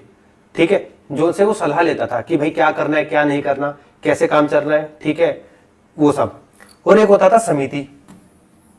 समिति में होते थे कॉमन पीपल, यानी कि आम लोगों से भी उनकी राय ली जाती थी कि ऐसा ना हो कि भाई इन्हीं की चले बस जन में, राजा इनसे पूछ रहे हैं, ये इनको बता रहे हैं, ठीक है, राजा इनको कुछ काम करवाना है तो राजा को बता रहे। तो कॉमन पीपल्स भी होते थे कि उन लोगों की भी राय ली जाती थी कि भाई आप लोग क्या चाहते हो। ठीक है, वो लोग होते थे, उनकी असेंबली को कहते थे समिति। जब उनसे हम बातचीत करते थे, एक ग्रुप बनता था, एक ऑर्गेनाइजेशन बनता था, एक समुदाय बनता था, उनको हम कहते थे समिति। ठीक है, और जब बुरे बड़े बड़े लोग आते थे, अब वो जब बैठते थे उसको कहते थे सभा। दोनों का काम था राजा को हेल्प करना। ठीक है, यानी राजा के पास एक अनलिमिटेड पावर नहीं होती थी कि राजा कुछ भी कर सके। ठीक है, वो पावर मिलती थी इनसे, सभा एंड समिति से। ठीक है,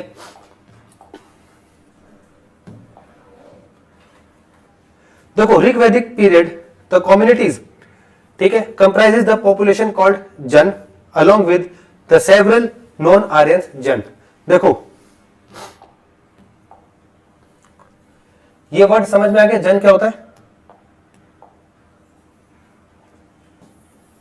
समझ में आ गया जन कहां से होता है।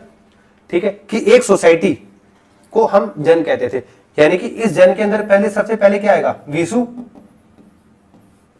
ठीक है, और विसु के अंदर क्या होंगे, ग्राम, और उस गांव के अंदर कुल यानी कि फैमिलीज। ठीक है, और राजा की रिस्पॉन्सिबिलिटी होती थी अपने जन की प्रोटेक्ट करना। ठीक है, दूसरों के जन से। क्या उस जन के अंदर सिर्फ सारे आर्यन होते थे, नहीं भाई, उसमें नॉन आर्यंस भी होते थे। नॉन आर्यंस का मतलब ये है कि जो इंडिजीनियस थे। आर्यंस कौन थे, जो बाहर से आए थे। ठीक है, जो बाहर से आए थे अपने कैटल्स को लेके। और नॉन आर्यंस कौन थे, जो ऑलरेडी यहां रहते थे।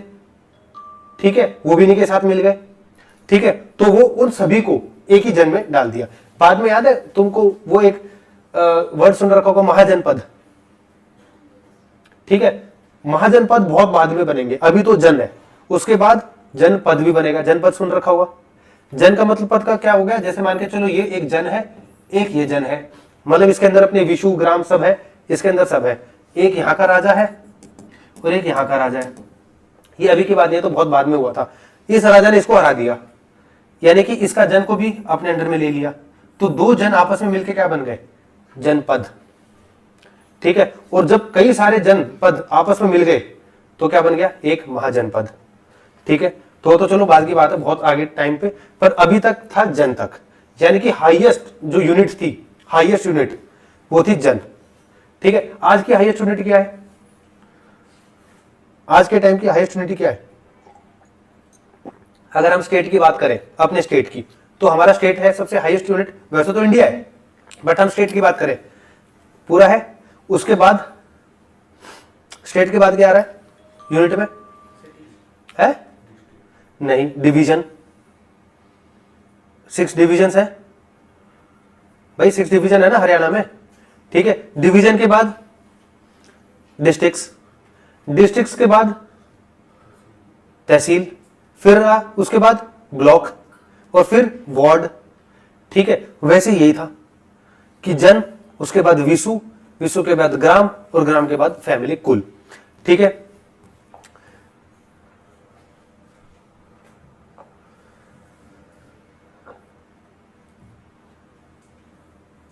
The society of the Vedic period was divided into the Aryans and non-Aryans, यानी कि जो उस टाइम की सोसाइटी होती थी वो दो पार्ट्स में डिवाइड होती थी, एक आर्यंस और एक नॉन आर्यंस। आर्यंस वो थे जो आए थे बाहर से, जो कि होते थे पेस्टरल्स, जो अपने साथ कैटल्स लेके आते थे और छोड़ देते, भाई जाओ अपना खाओ पियो। और एक होते थे नॉन आर्यंस, जो कि इंडिया में ऑलरेडी पहले से मौजूद थे। ठीक है, नॉन आर्यंस वर कॉल्ड दास, यानी कि वो उनको दास कहते थे। देखो यहां पे जो वर्ण वर्ड है ना, वर्ण सिस्टम पता चल गया तुम्हें क्या होता है, जिसमें 4 फोल्ड होते हैं, यानी ऋग्वेद, सामवेद, यजुर्वेद, अथर्ववेद। बट उस टाइम पे यानी कि अर्ली वैदिक में ये जो वर्ण है ना, ये कलर के लिए यूज होता था, फेयर। यानी कि जो दास होते थे, यानी दास्यूस, यानी कि जो इंडिया में लोग रहते थे, उनका रंग कैसा होता था, थोड़ा मतलब भूरे से होते थे, मतलब वो नहीं सांवले से होते थे। ठीक है, और जो आर्यंस आए थे वो होते थे फेयर। ठीक है, तो यहां पे जो वर्ण्स का जो डिवीजन हुआ है, ये देखो कि सर आप कहोगे कि सर अभी तो आपने बताया था कुछ और, ये ब्राह्मण, क्षत्रिय, वैश्य, शूद्र, ये लेटर में जाके हुए थे। ठीक है, लेटर में जाके। बट अभी जो आर्यंस थे वो भेदभाव करते थे, यानी कि वो इंडियंस को, जो कि जो पहले से यहां रहते थे, ठीक है, जो थोड़े सांवले होते थे, उनको वो कहते थे दास या दास्यूस। और आर्यंस जो खुद में अपने आप में एक फेयर होते थे, वो अपने आप को एक हाई ट्राइब कहते थे। ठीक है, आर्यंस का मतलब ये हो गया एक बड़ी ट्राइब। ठीक है, the Aryans were soft toward Dasa and hostile towards Dasyus, यानी कि जो आर्यंस जब आए थे, तो देखो आर्यंस, हमने आईबीसी में पढ़ा था कि उनके पास वो होते थे, चैरियट्स होते थे, है आईबीसी के पास चैरियट्स होते थे, नहीं होते थे। ठीक है, बट इनके पास होते थे, आर्यंस लोगों के पास चैरियट्स क्या होते हैं, रथ। ठीक है, यानी इनके पास रथ होते थे। ठीक है, तो इनके पास ये थोड़ा डोमिनेट करते थे, क्योंकि इनके पास थोड़ा लड़ने की भी पावर होती थी। ठीक है, तो ये उन लोगों को दबाते थे, यानी कि जो इंडिया में जो पहले से थे वो इनसे देखा जाए तो थोड़े बैकग्राउंड में थे, ठीक है, वो उनके ऊपर राजा करते थे, ठीक है। और ये जो बाद में जो दासा दासूस है, इन्हीं को बाद में उन्होंने शूद्रा बोला कि भाई तुम लोग सिर्फ काम ही करोगे हमारे लिए, ठीक है, तुम लोग स्लेव का काम करोगे, जैसे जिसको नौकर जाकर रखते हैं ना कि भाई तुम्हें खेती बाड़ी का काम करोगे, तुम भाई हमारी सेवा करोगे, तो इन्हीं को बाद में बोला गया शूद्राज, वो बाद में, पर अभी के लिए वो थे दास, ठीक है। यानी कि आर्यंस आए, उन्होंने देखा कि भाई ये लोग सांवले हैं और हम जो है फेयर है, ठीक है, तो जो वर्ण है वो अलग है, वर्ण को यहाँ पे कलर को लेके बोला गया, और उन्होंने इंडियंस को बोला दास और खुद को बोला उन्होंने आर्यंस, ठीक है। सोशल डिफरेंस, ठीक है, social differences was not sharp, यानी कि देखो सोशल डिफरेंस यानी कि अमीर और गरीब अभी इतना हाई में नहीं था, मतलब सभी की जो इकोनॉमिक कंडीशन थी वो ऑलमोस्ट सेम थी, ठीक है, वही बोला गया social differences was not sharp. ऐसा नहीं है कि भाई अमीर बहुत अमीर है और गरीब बहुत गरीब है, ठीक है, यहां पे अभी सोशल डिफरेंस इतना शार्प नहीं था, मतलब सभी की जो इकोनॉमिक कंडीशन थी वो ऑलमोस्ट सेम थी, ठीक है। किस कंडीशन को लेके हम कहेंगे कि कौन अमीर है कौन गरीब है, क्योंकि उस टाइम पे तो देखो अर्बनाइजेशन तो थी नहीं कि भाई मैंने बड़ा मकान बना दिया और ला भाई मैं तो 30 मार खान हूं और तू तेरे में तो कुछ भी नहीं है, तो इन चीजों को लेके तो सोशल डिफरेंस होता नहीं होगा, क्योंकि ऐसी कोई चीजें नहीं बनी, तो किस चीज को लेके सोशल डिफरेंस को कहा गया? कलर्स को लेके वो अपने आप को सुपीरियर मानते थे, बस कि हम तुमसे सुपीरियर है, जैसे आजकल भी चलता है यूएसए टाइप में, तो ठीक है, ब्लैक और व्हाइट को लेके, तो उससे इकोनॉमी का क्या लेना देना, हो भी सकता है ब्लैक वाले के पास बहुत बढ़िया कुछ हो, कलर को लेके नहीं। सोशल डिफरेंस कैसे हो कहोगे? कैटल्स को लेके, कि एक आदमी ऐसा जिसके पास कई सारी गायें हो और एक हो जिसके पास कुछ भी ना हो, 1-2 गाय हो, और किसी के पास 10-15 गाय हो, ठीक है, तो इस चीज को लेके वो हमने सोशल डिफरेंस को बोला है, ठीक है, वरना दिखाने के लिए किसी के पास कुछ नहीं था, किसी के पास कोई मकान कोई अर्बनाइजेशन नहीं थी, लोग अपनी अमीरी या जो सोशल डिफरेंस है, ठीक है, कि भाई कौन अमीर है कौन गरीब है, ये जो डिफरेंशिएट हुआ ये हुआ कैटल से, कि किसके पास कितनी कैटल्स है। स्लेव वर यूज्ड फॉर, ठीक है, तो the domestic purpose not for the agriculture, यानी कि जो स्लेव्स यानी कि जो दास होते थे, ठीक है, आर्यंस ने जो इंडिजिनियस जो लोग होते थे दास, उनको स्लेव बनाया, और for the domestic purpose, domestic purpose मतलब खुद के कामों के लिए, कि भाई मेरी गाय नहला दे, ठीक है, मेरे लिए आज ये खाना बना दे, ये डोमेस्टिक अपने खुद के कामकाज के लिए बनाया, ठीक है, ना कि एग्रीकल्चर के लिए। पहली बात, एग्रीकल्चर तो होता ही नहीं था, एग्रीकल्चर याद रखना नहीं था, क्यों नहीं था? क्योंकि पेस्टोरल थे वो, आज खाया कल निकल गए, ठीक है, ये काम था उनका। एग्रीकल्चर तो तब करते थे वो एक जगह रुकते, वो रुके ही नहीं, ये अर्ली वैदिक वाले। अगला, द फोर फोल्ड, ठीक है, वर्ण system order and the rigid caste system was not yet the completely developed, यानी कि जो ये 4 है कि भाई मैं ब्राह्मण हूं और तू क्षत्रिय वैश्य शूद्र, ये अभी तक इतना डेवलप नहीं हुआ था। लोग अभी सिर्फ इस वर्ण को लेके मेंशन करते थे, कलर को लेके, कि भाई चाहे तू कुछ हो, अभी तो शूद्रा भी हो, चाहे वैश्य हो, चाहे ब्राह्मण, चाहे कुछ भी हो, अभी तू सावला है तो तू अभी दास है मेरे लिए, और मैं फेयर हूं, ठीक है, तो मैं अभी तेरे से हूं सुपीरियर, ये होता था वर्ण, ठीक है। बाद में जाके ब्राह्मण चाहे फिर वो ब्लैक हो चाहे व्हाइट हो चाहे कुछ भी हो, फिर वो सुपीरियर ही माना जाएगा, क्योंकि अब वो ब्राह्मण है, और फिर शूद्र चाहे वो फेयर हो चाहे ब्लैक हो, भाई अब तू शूद्र है। पर ऋग वैदिक के टाइम पे, अर्ली वैदिक के टाइम पे, ये जो वर्ण सिस्टम है ये कलर को लेके होता था, ठीक है। ये 4 फोल्ड जो है ना, ये बाद में आया था कि ब्राह्मण क्षत्रिय बट गए, उनके काम बांट दिए कि ब्राह्मण एग्रीकल्चर नहीं करेगा, ठीक है, और जो शूद्र है वो ऋग्वेद नहीं पढ़ सकता, उनको टीचिंग नहीं मिलेगी, वो तो बाद की बात थी। बट अभी तक ये आर्यस लोग जो भेदभाव करते थे ये सिर्फ कलर को लेके कहते थे, और ये कलर को ही इन्होंने वर्ण बोल दिया अभी, कि फेयर है तो सुपीरियर है, सावला है तो हमारा दास है। The term varna is used in the Rigveda with the reference only the Aryan and the Dasa, ठीक है, respective the fair and the dark complexion, यानी कि अभी इस टाइम पे जो आर्यंस ने वर्ण वर्ड यूज किया है वो वर्ण है सिर्फ कलर को लेके, कि फेयर और डार्क, ठीक है, जो डार्क है वो दास है भाई हमारे, और जो फेयर है वो हमारे सुपीरियर है। इन दास को क्या करना पड़ेगा, यानी इन डार्क को क्या करना पड़ेगा, इन फेस के सारे डोमेस्टिक काम करने पड़ेंगे, ठीक है। Rigvedic period society was the patriarchal, ठीक है, and the birth of a son was the sought after, यानी कि ये जो सोसाइटी थी, ठीक है, ये पैट्रियार्कल थी, मतलब यहाँ पे पिता के वो चलता था, ठीक है, कि यहाँ पे मतलब पिता को ज्यादा, एक फैमिली का जो कुल होता था, कुलपति, वो हेड ऑफ द फैमिली हमेशा एक मैन होता था, तो मैन को ज्यादा इंपॉर्टेंस दी जाती थी, ठीक है। बर्थ ऑफ अ सन, ठीक है, कि भाई लड़का हो, लड़का पैदा हो, इसकी ज्यादा पूजा पाठ की जाती थी, ठीक है। देखो जो ऋग्वैदिक वाले जो लोग थे, ठीक है, ऋग्वैदिक के टाइम पे रिलीजियस आ चुका था, मतलब वो लोग मानते थे, वो किसको मानते थे? आईएएस को, ठीक है, आईएएस यानी कि इंद्र देवता, अग्नि देवता और सोम देवता, इनकी वो पूजा करते थे, ठीक है, वो इनकी पूजा करते थे, इंद्र की, अग्नि की, सोम की, और इनसे वो क्या मांगते थे? ठीक है, इनसे वो मांगते थे सन, कि हमें लड़का पैदा हो, हमारे लिए कैटल्स, कि जो हमारे कैटल्स हैं उनके लिए, अपने जन के लिए, ठीक है, यो चीज मानते थे कि जो हमारा जन है, जन समझ गए ना, कि जिस जन से वो बिलोंग करते हैं उसके फ्लरिश के लिए, कैटल्स के लिए, ठीक है, भाई हमें सन का बर्थ हो जाए उसके लिए, ये 3 डिमांड होती थी उनकी प्रेयर्स की। हाँ, वहीं से तो इंफॉर्मेशन मिली है सारी, ऋग्वेद से, ये सारी चीजें ऋग्वेद में लिखी हुई है, ये जितने भी चीजें आप पढ़ रहे हो ना, ये सारी चीजें, ये सारी ऋग्वेद से लिखी हुई है। हमें इंफॉर्मेशन ही एक ही बुक से मिली है, ऋग्वेद से, बस।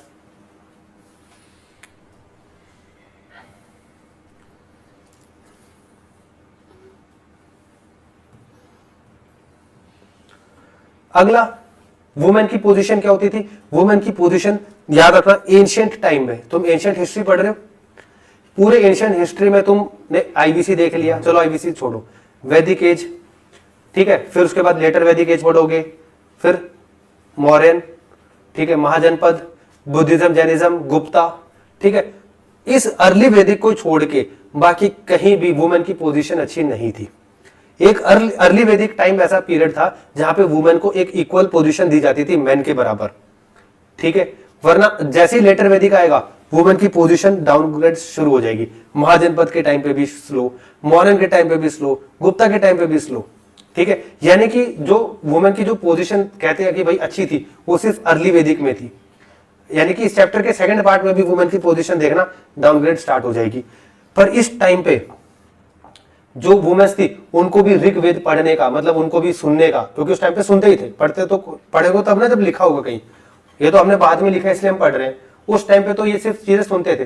तो वो जो वुमेन्स होती थी उनको भी अलाउड करते थे कि आप भी ऋग्वेद जो है आप सुन सकते हो, सभा समिति में भी वो जाती थी, ठीक है, बाद में तो उनको भी बैन कर दिया था, वरना सभा समिति जो अभी असेंबली पढ़ रही है ना, उसमें भी उनको जाना अलाउड होता था कि आप जाओ भाई, आप भी जाके राजा के साथ चर्चा करो, ठीक है। ये है कुछ फीमेल सेजेस, ठीक है, ये इंपॉर्टेंट है, बहुत इंपॉर्टेंट है, ठीक है। कौन सी होती थी? घोषा, सिक्ता, ठीक है, निवाबारी और अपाला, ये इंपॉर्टेंट थी जिन्होंने भी अपना कंट्रीब्यूशन दिया ऋग्वेद में, ठीक है। तो वुमेन की पोजीशन यहां से भी अच्छी है, इससे भी पता चलता है कि जो वुमेन थी वो भी इन चीजों में पार्टिसिपेट करती थी। अगला, चाइल्ड मैरिज नहीं होती थी, ठीक है, लड़कियों की चाइल्ड मैरिज नहीं होती थी, ये अच्छी बात होती थी कि चाइल्ड मैरिज, उस टाइम पे चाइल्ड मैरिज बैन था। सती एब्सेंट, सती भी नहीं होती थी, बाद में तो सती भी हो गई और चाइल्ड मैरिज भी हो गई, इस वजह से वुमेन की जो पोजीशन थी वो हो गई। यानी कि चाइल्ड मैरिज होने का मतलब ये हो गया, सती होने का मतलब ये था कि वुमेन जो थी वो इंडिपेंडेंट थी, वो अपनी डिसीजन ले सकती थी। चाइल्ड मैरिज नहीं होती थी, ठीक है, सती नहीं होती थी, were absent. And the special widow remarriage, widow remarriage भी होती थी, ठीक है, जिसको हम कहते थे नियोग, ये इंपॉर्टेंट है। नियोग का मतलब विडोरी मैरिज, और विडोरी मैरिज होती थी, बिल्कुल होती थी, सोसाइटी एक्सेप्ट करती थी विडोरी मैरिज को। बाद में क्या हुआ, विडोरी मैरिज को भी बैन कर दिया और विडो को क्या करना पड़ता था, सती, ठीक है। इस वजह से वुमेन की पोजीशन डाउन हो गई। बट अर्ली वैदिक में ना सती होता था और विडोरी मैरिज भी अलाउड होती थी, ठीक है। एक होता था levirate, levirate was prevalent. Levirate क्या होता है? लेविरेट मतलब होता है जैसे एक लड़की है, ठीक है, उसका हस्बैंड मर गया तो उसकी शादी उसी के भाई से करवा दी, ठीक है, उसको हम कहते हैं लेविरेट। तो ये भी प्रेवलेंट होता था। बाद में याद रखना, बाद में इस लेविरेट को भी बैन कर दिया, मतलब वुमेन की पोजीशन जहां से अच्छी होती थी सबको बैन कर दिया। न्यूयॉर्क होता था विडो रीमैरिज, कि उस लड़की की शादी कहीं और कर दी, ठीक है। और लेविरेट होता था कि उसके अगर हस्बैंड मर गया तो उसके भाई से उसकी शादी करवा दी, ठीक है। वॉज प्रिविलेंट, मतलब ये चीजें बहुत होती थी, ठीक है। Done to increase the population of the jana, और ये क्यों होता था कि अपनी पॉपुलेशन को बढ़ाने के लिए, अपनी जो जन होती थी, ठीक है, जन की ज्यादा से ज्यादा जितनी इसमें पॉपुलेशन रहेगी उतना वो जन स्ट्रॉन्ग माना जाता था, ठीक है। कोई जन ऐसा है जहां पे पॉपुलेशन ही नहीं है तो डर रहता था कि कहीं ना कोई और जन आके हमें ना कैप्चर कर ले, तो इस वजह से पॉपुलेशन को बढ़ाने के लिए इन विडो का जो था रीमैरिज लेवरेट करते रहते थे, ये प्रेवलेंट था, ठीक है। प्लेड गैम्बलिंग, ये चैरियट्स रेस वाज फेमस, यानी कि औरत की रेस लगाना वो सब इंपॉर्टेंट था, ये कुछ वैसे इंपॉर्टेंट पॉइंट नहीं है, ठीक है। टू ड्रिंक सोमा एंड सूरा, ठीक है, वो ड्रिंक्स भी लेते थे, जैसे अल्कोहलिक होता है ना, वो अलाउड था उस टाइम पे, मतलब वो करते थे। सोमा ये सारे वो प्लांट से निकलती है, ठीक है। ये जो ड्रिंक्स थी वो भी प्रेवलेंट होती थी, वो भी वो चीजें करते थे।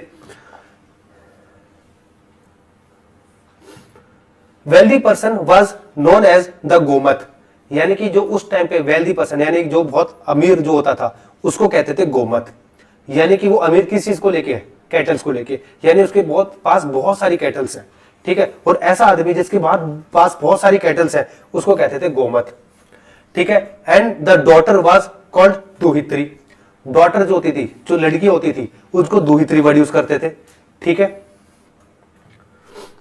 तो ये इंपॉर्टेंट है, गोमत क्या होता है और दुहित्री क्या होता है। पॉलिटिकल सिस्टम, ठीक है, ये तो था पूरा सोसाइटी को लेके कि वहां की वुमेन की पोजीशन क्या थी। वुमेन की पोजीशन अच्छी थी, वुमेन की पोजीशन इतनी अच्छी थी कि वो सभा और समिति को भी अटेंड करती थी, ठीक है। चाइल्ड मैरिज भी नहीं होती थी, न्यूयॉर्क सिस्टम होता था, लेवरेट होता था, ठीक है, सती सिस्टम नहीं होता था, तो उनकी जो पोजीशन थी वो अच्छी होती थी। पॉलिटिकल सिस्टम, कि अब वहां पे कामकाज कैसे होता था। जन वर हेडेड बाय द राजन, जो जन होगा, पर पता चल गया जो जन है पूरा उसका जो हेड होगा वो होगा राजन, ठीक है। हु वाज असिस्टेड बाय, यानी कि उसकी हेल्प के लिए कौन कौन रहेगा, एक तो पुरोहित, प्रेस्ट जो पंडित होता था, ठीक है, ग्रामीणी, ठीक है, और एक होता था सेनानी यानी कि सेनापति। अब फिर वही बात कि सर सेनापति, सेना तो होती नहीं है तो सेनापति क्या, सेनापति भी तब काम करता था जब सेना बन जाती थी, कि भाई मान के चलो किसी जन के साथ लड़ाई है, उस जन से जितने भी लोग होते थे मैन, ठीक है, जो एक यंग मैन होते थे, ठीक है, जो एडल्ट होते थे उनको इकट्ठा कर लिया जाता था और एक फौज तैयार कर ली जाती थी तुरंत, और उस फौज को लीड कौन करेगा, ये सेनानी, ठीक है। पॉपुलर बॉडीज लाइक सभा समिति विधाता, ठीक है, गण एंड श्रद्धा, ये सब होती थी। देखो इसमें सबसे इंपॉर्टेंट है सभा एंड समिति, ठीक है, ग्रुप ऑफ एल्डर्स, और समिति होता था ग्रुप ऑफ कॉमन्स, ठीक है। यहां पर यह सभा और समिति का काम होता था राजा की हेल्प करना, सलाह लेना, पॉलिसीज बनाना, ठीक है, कुछ भी कामकाज करना है तो राजा इनसे बिना पूछे नहीं कर सकता था, उसके पास कोई अल्टीमेट पावर नहीं होती थी, ठीक है। विधाता क्या होता था, विधाता होता था कोई इमीडिएट एक्शन लेना है, ठीक है, कि एकदम से कोई काम करना पड़ गया फॉर एग्जांपल, क्योंकि सभा समिति में क्या होता था, सभा समिति में डिस्कशन होता था, सारे बुजुर्ग लोग आते थे, बड़े एल्डर्स आते थे, वो डिस्कशन करते थे, हाँ ना, मतलब बहसबाजी चलती थी, फिर किसी एक पॉइंट पे निकलते थे और राजा को वो काम करना पड़ता था। विधाता का मतलब होता था कि इमरजेंसी में कोई एकदम से कोई काम करना पड़ गया तो राजा इस विधाता से पूछता था, बट ये इतना इंपॉर्टेंट नहीं होता था, ठीक है, क्योंकि इसकी कभी जरूरत इतनी पड़ती नहीं थी, ज्यादा जरूरत पड़ती थी सभा की। अगर बात करें कि सर सबसे इंपॉर्टेंट कौन सी होती थी, तो ये होती थी सभा, समिति सेकंड नंबर पे इंपॉर्टेंट होती थी, ठीक है। उसके बाद सभा हैड अ फ्यू चीफ्स, ठीक है, with so many was the largest body, important नहीं है। विधाता was the oldest, nothing important. जना वाज फर्दर डिवाइडेड इनटू विस, ठीक है, कि जो जन होता था उसको अगर हम डिवाइड कर दें तो किस में होता था, विस में, एंड विस the turn divided into the कुल, वैसे इसमें बीच में ग्राम भी आएगा, ठीक है, इसमें मेंशन नहीं है। कि सबसे पहले होता था एक जन, उस जन के अंदर मान के चलो 4 विस है, और इस विस के अंदर 4 ग्राम है, और इस ग्राम के अंदर 4 कुल है, ठीक है। तो ये पूरा बड़ा बन के एक बनता था जन, ठीक है। कुलपति है द हेडेड बाय, इंपॉर्टेंट नहीं है, गॉन। एक ये इंपॉर्टेंट है, फिर यहां से गांव, ठीक है, गांव, आज वाला गांव नहीं, पहले वाला जो उस टाइम पे होता था, उसको उस जगह को कहते थे जहां पे कैटल्स को रखा जाता था, ठीक है, जहां पे कैटल्स जो भी है, जिसके पास सबसे ज्यादा कैटल्स होती थी उसको क्या कहते थे, गोमत, ठीक है, वो गोमत अपनी सारी जो कैटल जहां पे रखता था, जिस जगह पे रखता था, उसको कहते थे गांव। And the gavishti was the quest for the war for cause.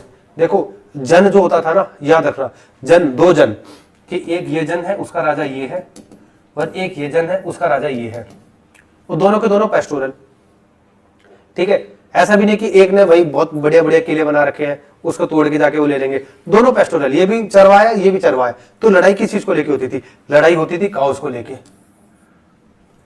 ठीक है, कि अगर इस जन ने इसको हरा दिया, एक तो उसकी पॉपुलेशन मिल जाएगी, प्लस यहां की जितनी भी काउस होंगी, ठीक है, वो भी इसी की हो जाएंगी। तो जो बैटल होती थी वो काउ को लेके होती थी, और उस बैटल को कहते थे गविष्टि, ठीक है। ये रहा देखो, जैसे ग्रुप ऑफ कूलाज, ठीक है, group of families made a grama, एक ग्राम बनता था, और grama was headed by ग्रामीणी।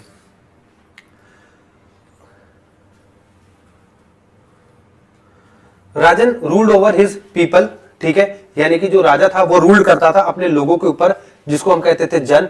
And not over the any specified area of the land was called there the protector, यानी कि वही राजा को प्रोटेक्टर कहते थे, ठीक है, फॉर हिज जन, यानी कि अपने जन की प्रोटेक्ट करना अपने जन को, ठीक है, ये मेन काम होता था राजा का।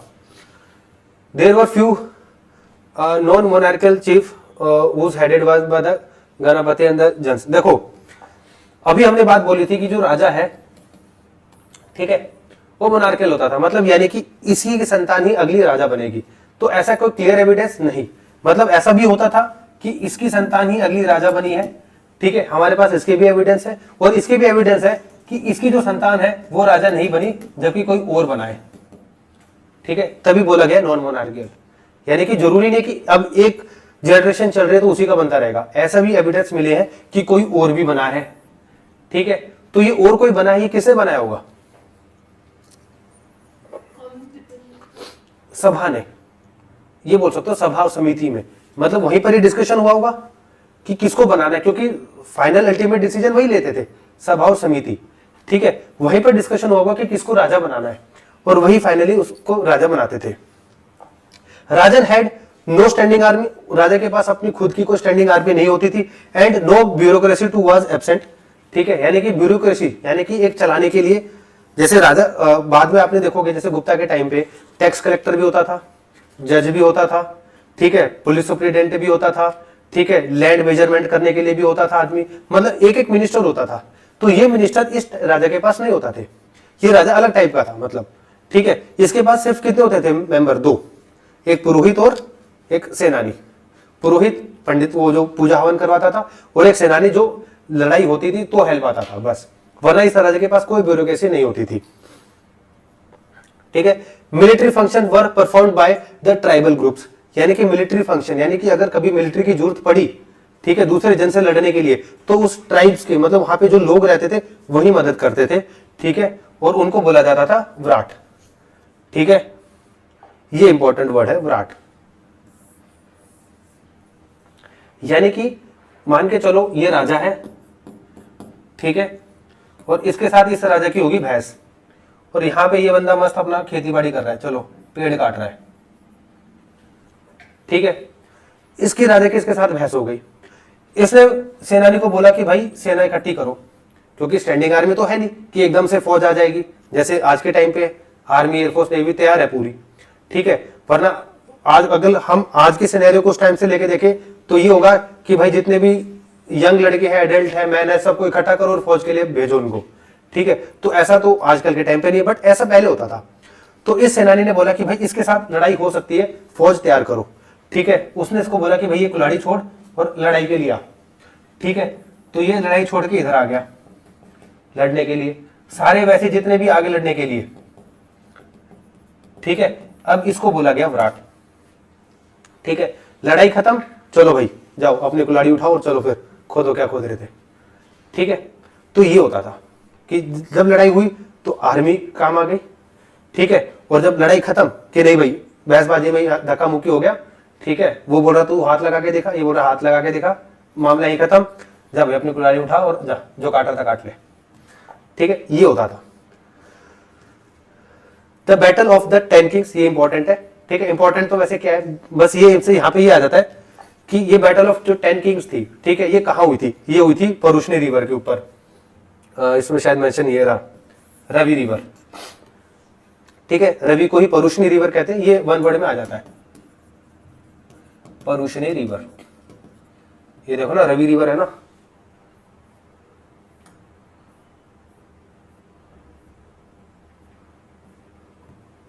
परुष्णी।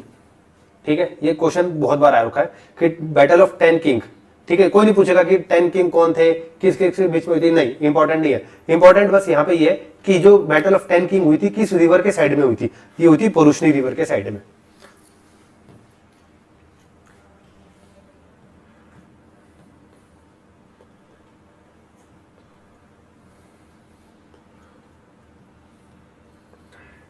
अगला इकोनॉमी, कि वहां की इकोनॉमी कैसे होती थी। देखो पेस्टोरल है, फिर बोल दिया मैंने, अब पेस्टोरल है, कोई सेटलमेंट नहीं है तो कोई ट्रेड नहीं होता होगा। ठीक है, किसी टाइप का जैसे आईबीसी वाले करते थे, फैक्ट्री साइट होती थी, क्योंकि वो बसे हुए थे एक्चुअली में। ठीक है, बट यहाँ के जो लोग थे, द ऋग वैदिक period society was pastoral and agricultural, यानी कि बस आज यहाँ पे थोड़ा बहुत अनाज उगाया, खाया पिया, यहां से खत्म, कहीं और चले गए, मतलब सेटलमेंट की ही नहीं। जैसे आईबीसी वालों ने की थी, प्रॉपरली घर बनाए थे, पूरा का पूरा टाउन बनाया था। इस वजह से कभी भी इसको सेकंड अर्बनाइजेशन मत बोलना, स्टेटमेंट आई एक बार रॉन्ग, कि जो आईबीसी है वो फर्स्ट अर्बनाइजेशन और जो वैदिक एज है वो सेकंड अर्बनाइजेशन। नहीं भाई, यहाँ तो अर्बनाइजेशन हुई थी, यहाँ पे तो लोग जो थे पेस्टोरल थे। ठीक है, cattle was main form of their wealth. ठीक है, यानी कि उनकी जो वेल्थ है, ठीक है, उनका जो मेन था वो था कैटल। कैटल की पूजा करना, कैटल के लिए ही लड़ाई करना। ठीक है, जो ज्यादा, जिसके पास ज्यादा कैटल होगी वो सबसे ज्यादा वेल्दी, मतलब बात घूम फिर के थी कैटल के ऊपर। ठीक है, agriculture production was for the consumption only, यानी कि जो वो लोग एग्रीकल्चर करते थे वो सेल्फ कंजप्शन के लिए करते थे, कि जितना उगाया उतना ही खा लिया। ठीक है, आईबीसी वाले क्या करते थे, आईबीसी वाले कैसे कह सकते हो आप कि उनका कंजप्शन जो था वो ट्रेड के लिए होता था, बताओ। हाँ गुड, यानी कि जो ग्रेनरीज होती थी वो रिवर के पास में बनी होती थी। इसका मतलब ये था कि उस ग्रेन को कभी कहीं भेजना पड़े तो शिप के थ्रू भेजते थे। ठीक है, तो यानी कि वो जो ग्रेनरी होती थी वो सेल्फ कंजप्शन के लिए भी होती थी, बट कहीं और भेजने के लिए भी होती थी। बट यहाँ पे जो एग्रीकल्चर है, ठीक है, वो सिर्फ और सिर्फ सेल्फ कंजप्शन के लिए होता था, कि भाई बस हम खुद खा ले, ठीक है, हमारा भर जाए, दूसरे देखे जाए। ठीक है, they had better knowledge of the agriculture, यानी कि जो लोग आईबीसी में थे उनसे ज्यादा बेटर नॉलेज इनके पास थी एग्रीकल्चर को लेके। ठीक है, Rigveda mention the wooden plough share, यानी कि जो कुल्हाड़ी होती है ना, वो कुल्हाड़ी सी जो जिसको वो हल में काम आती है, वो भी होती थी। अच्छा एक रीजन बताओ, सिमिलरिटी क्या है ऋग्वैदिक में और इसमें आईबीसी में, एग्रीकल्चर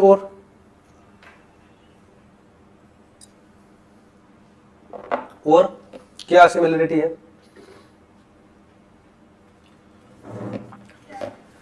और सिमिलरिटी है आयरन को लेके। आईबीसी वालों को आयरन के बारे में पता था, इनको भी नहीं पता था। ठीक है, यानी कि अगली वैदिक में भी इनको आयरन के बारे में नहीं पता था। अगला, यावा was the common name for the any grain. ठीक है, यावा मतलब गेहूं को भी उन्होंने यावा बोला है। ठीक है, जो चीजें ज्यादा निकलती थी, ठीक है, जो चीजें ज्यादा खाई जाती थी उनको वो बोलते थे यावा।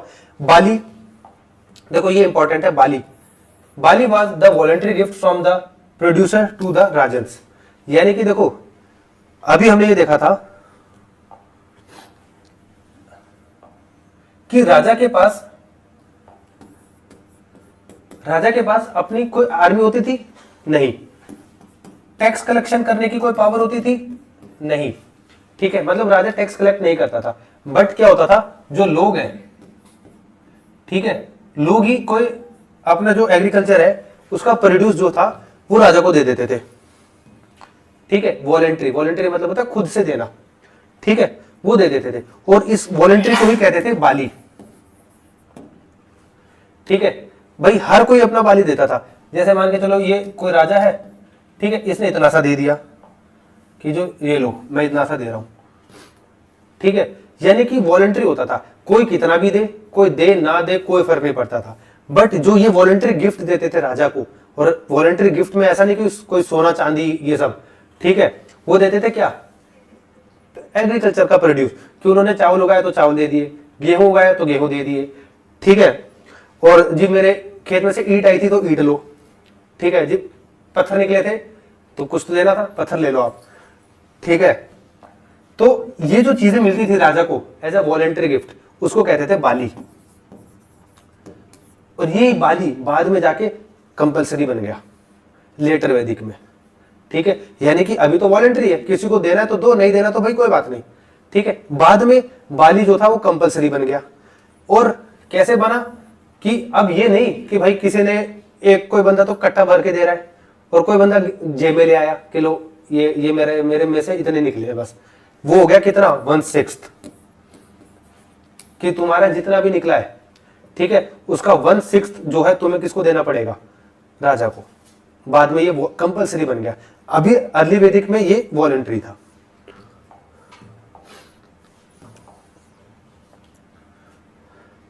तुम क्या देते, तुम देते अगर तुम होते तो राजा को वॉलंटरी है गिफ्ट देते या नहीं देते?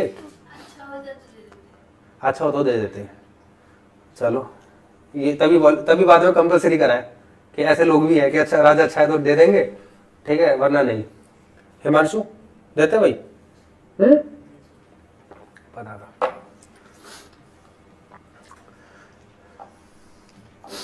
ठीक है, वरना कहीं पता चले राजा कि कुछ भी। ये आपकी क्लास कोई 2 बजे क्या मैम?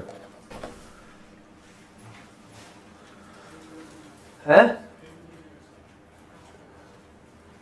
1 बजे तुम्हारी क्लास? नहीं, 1:30 बजे तक तो मेरी है।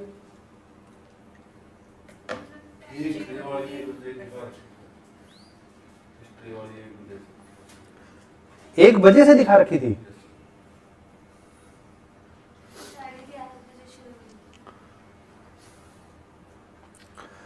चलो ठीक है, तो ये जो बाली होता था ये राजा को जो मिलता था ये एज अ वॉलंटरी मिलता था। ठीक है, neither tax was imposed nor the treasury was maintained. देखो जो टैक्स था वो नहीं लगाया जाता था राजा के थ्रू। ठीक है, यानी कि जन के जो लोग थे वो वॉलंटरी राजा को कुछ ना कुछ दे देते थे। प्लस ट्रेजरी, ट्रेजरी मतलब एक संदूक होती है ना, इंडिया की ट्रेजरी को क्या कहते हैं? इंडिया की ट्रेजरी को क्या कहते हैं? कंसोलिडेटेड फंड ऑफ इंडिया, पता है, सुन रखा है? कंसोलिडेटेड फंड ऑफ इंडिया, जहां से सारी की सारी पेमेंट्स की जाती है, मतलब जहां पे सारा का सारा एक पैसा रखा जाता है ना, उसको हम कहते हैं ट्रेजरी। तो इंडिया का जैसे सारा का सारा पैसा रखा जाता है कंसोलिडेटेड फंड ऑफ इंडिया में। ठीक है, तो जहां पे कहीं से पैसा आया, जो टैक्स आया, वो सारा का सारा एक ही जगह रखा जाता है। तो उस टाइम पे जब टैक्स ही नहीं लिया जाता था तो ट्रेजरी को क्या मेंटेन करेंगे? ट्रेजरी मतलब होता है एक बड़ी सी संदूक टाइप की, कि जिसमें पूरा का पूरा एक धन दौलत इकट्ठा हो रखी है कि भाई बाद में कभी काम आ जाए। ऐसा कुछ भी नहीं होता था। ठीक है, बाद में जो राजा थे उन्होंने ट्रेजरी को मेंटेन रखना शुरू किया कि जितना भी टैक्स आता था वो सारा पहले ट्रेजरी में जाता था, फिर उस ट्रेजरी से अपनी सेना का वो देते थे, वो सैलरी देते थे, या कुछ काम करवाना है तो होता था, फिर हर महीने जो टैक्स आता था वो ट्रेजरी में जाता था। अगला, करेंसी ऑफ द कॉइन्स, ठीक है, are not reported. A gold coin, gold piece, निष्का, ये इंपॉर्टेंट है भाई, बहुत इंपॉर्टेंट, निष्का। ठीक है, देखो हमें ऐसा कोई प्रूफ नहीं मिला कि उस टाइम पे कॉइन्स चलते थे। ठीक है, बट हाँ हमें गोल्ड का ना एक ऐसा वो सा मिला है, कॉइन सा। ठीक है, हम प्रॉपरली नहीं कह सकते कि ये कॉइन है, हमने इसको पीस बोला है। ठीक है, कि गोल्ड का शायद कोई पीस है, पर मिले हैं तो हमने उसको वर्ड यूज किया है उसके लिए निष्का, ये इंपॉर्टेंट है। ठीक है, find the mention but has more, ठीक है, the ornamental value than the currency. ठीक है, यानी कि हमको जो ये जो एक गोल्ड का एक सिक्का सा मिला है, हमने इसको ये बोला है कि शायद यार देखो करेंसी तो हो नहीं सकती, रीजन क्या है करेंसी नया होने का? क्योंकि ट्रेड नहीं करते थे भाई, पेस्टोरल थे यार, फिर बोल रहा हूं मैं, कोई ट्रेड नहीं करते थे तो करेंसी किस काम के लिए? तो इसलिए हमने इसको ये नहीं माना कि कॉइन है, हमने इसको माना ये एक ऑर्नामेंटल होगा, यानी कि मतलब कोई ज्वेलरी का कोई पीस होगा, ठीक है, कोई ज्वेलरी का पीस होगा, शायद वो पहनते होंगे और वही है ये। क्योंकि अगर कॉइन होते तो बहुत सारे मिलते, ट्रेड होता होगा, पर ट्रेड भी नहीं होता था, कहीं सेटलमेंट भी नहीं था, तो शायद ये कॉइन्स नहीं है, ये शायद कोई एक ऑर्नामेंटल पीस है, यानी कि कोई ज्वेलरी का पीस है। अगला बार्टर सिस्टम, ठीक है, बार्टर सिस्टम समझ गए कि यही होता था वहां पे। बार्टर सिस्टम वाज प्रेविलेंट, यानी कि भाई तू मुझे 4 किलो गेहूं दे और बदले में क्या गेहूं लीजिए वापस, और तू कह दूंगा, ठीक है, कि भाई तू गेहूं दे दे और तू मिट्टी ले जा, ठीक है। अगला copper tools of this era are the reported from the Punjab and Haryana, ठीक है, यानी कि यहाँ पे हमें कॉपर टूल्स भी मिले हैं, ठीक है। कॉपर टूल्स से वो एग्रीकल्चर के लिए यूज होता था, ठीक है। इस कॉपर के लिए वर्ड यूज करते थे आयस, याद रखना, ठीक है। ये आयस is the common name used for the any metal, ठीक है, यानी कि आयस जो वर्ड है ना वो ब्रॉन्ज के लिए भी उन्होंने यूज किया है, ठीक है, उन्होंने कॉपर के लिए भी यूज किया है, ठीक है, और बाद में इसी आयस को उन्होंने आयरन को भी बोला है। बट अभी अर्ली वैदिक में आयरन नहीं मिला, आयरन मिला कब? लेटर वैदिक में, ठीक है। अब तक इन लोगों को लोहे के बारे में नहीं पता था, ठीक है, बट इनको जो भी मेटल मिलता था, और मेटल में कौन सा? ज्यादातर कॉपर, ब्रॉन्ज, सभी को उन्होंने क्या बोला है? आयस। और गोल्ड को क्या बोला था? निस्का, ठीक है। आयरन वाज नॉट नोन, ठीक है, आयरन के बारे में उनको अभी नॉलेज नहीं थी। पोट्री टाइप, देखो ये जो पोट्री होती थी, पोट्री आईबीसी में कैसी पोट्री थी? सिंपल प्लेन, या फिर अगर रेड एंड ब्लैक, ठीक है। यहां पे इसको हम कहते थे पीजीडब्ल्यू। मैच द फॉलोइंग में बहुत बार क्वेश्चन आया, मैंने पहली बार भी बोला था, फिर बोल रहा हूं, पीजीडब्ल्यू, ठीक है। पेंटेड ग्रे वेयर, वेयर का मतलब होता है वही ये मटका टाइप का, ठीक है। पोट्री, पोट्री को वेयर भी बोलते हैं, ठीक है।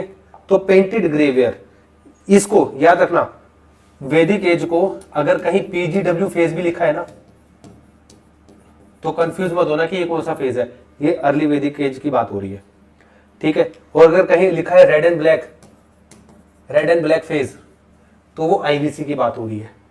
पीजीडब्ल्यू लिखा है तो वो हो रही है इसकी, वैदिक की। अगला ये देखो, ओकर कलर्ड पोट्री, ओकर मतलब मिट्टी जैसा रंग होता है, ठीक है, मिट्टी जैसा रंग होता है ओकर, ठीक है। उस टाइप की पोट्री होती थी, और ज्यादा से ज्यादा होती थी ग्रे, ठीक है, याद रखना grey. Red and black, black और रेड ज्यादा यूज हुआ है हड़प्पा में, आईवीसी में, ग्रे का ज्यादा यूज हुआ है वैदिक में। इस वजह से इसको कहते थे पेंटेड ग्रे, मतलब ग्रे कलर की पेंट की हुई वेयर, वेयर मतलब वही मटका, ठीक है। Aryan introduce the spoke wheel, spoked wheel.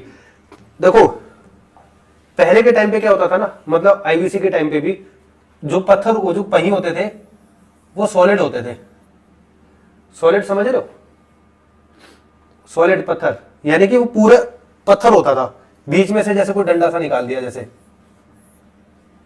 ठीक है। पर इन्होंने स्पोक्ड व्हील, स्पोक्ड व्हील कैसे होते हैं? जैसे आजकल के टाइम में नहीं होते ये वाले ताड़ी वाले, ठीक है।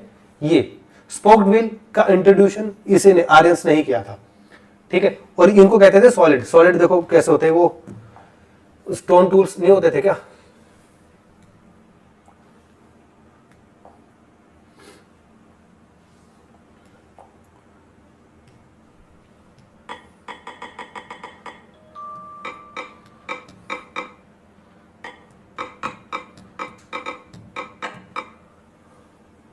ये देखो ऐसे, ये होते थे सॉलिड, ठीक है, ये होते थे सॉलिड, यानी कि आईबीसी के टाइम पे भी ऐसे पहिए यूज होते थे, ठीक है।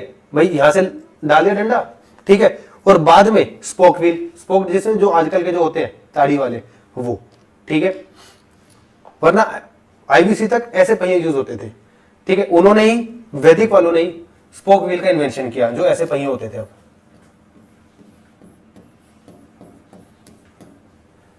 ठीक है, तो इसका भी इन्वेंशन किया आर्यंस ने।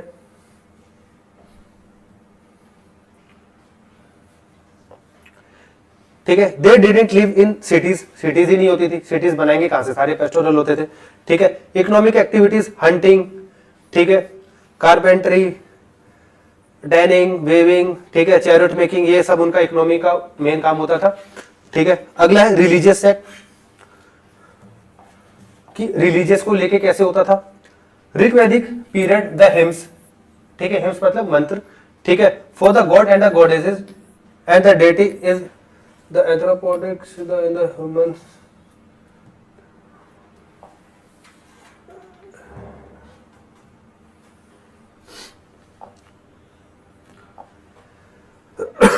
देखो,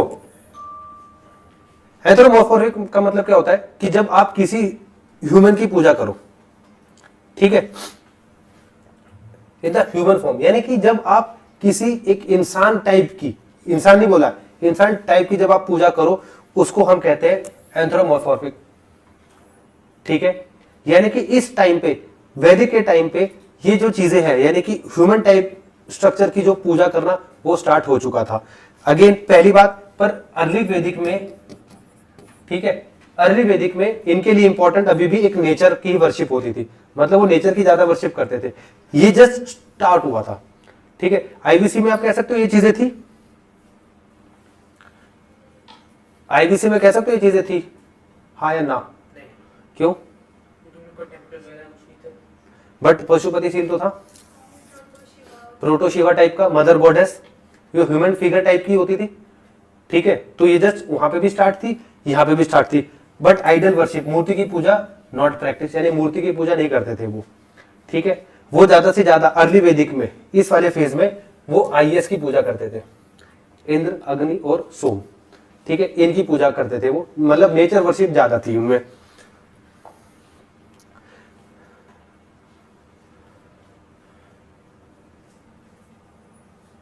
और वही देखो सेम चीज है कि वो जो पूजा करते थे उनका मेन मोटिव क्या होता था पूजा करने का, इंक्रीजिंग पॉपुलेशन, कि अपने जन की ज्यादा से ज्यादा पॉपुलेशन बढ़ाना है।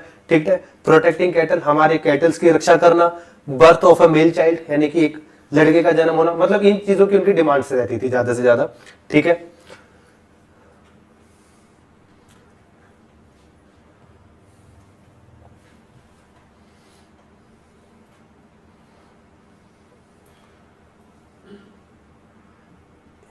ये देखो ये रहा, यहाँ पे इंपॉर्टेंट है, important gods of Rigveda period, Indra, ठीक है, अग्नि और सोम, ही होते थे इंपॉर्टेंट गॉड्स उनके, जिनकी ज्यादा से ज्यादा वो पूजा करते थे। ये भी याद रख लेना, वरुण और ये यमा। ठीक है, बट मोस्ट प्रिविलेंट ये होते थे, इंद्र, अग्नि और सोम। ठीक है,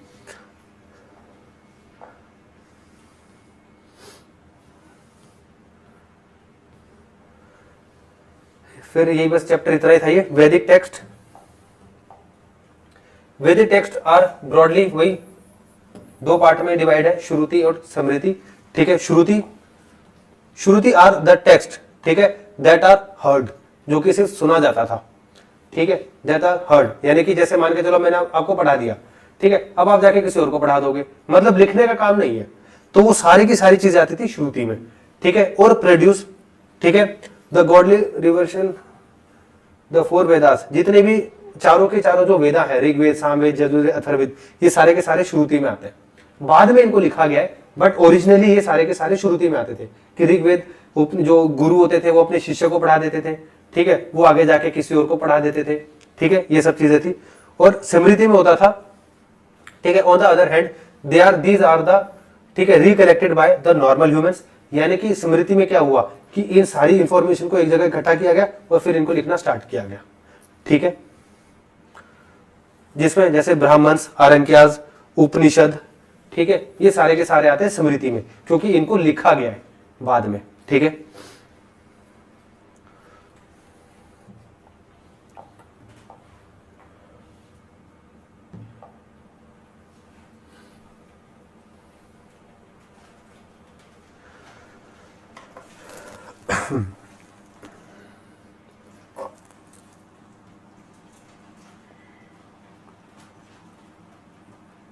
तो यहां तक था आपका ये पहला चैप्टर अर्ली वैदिक एज।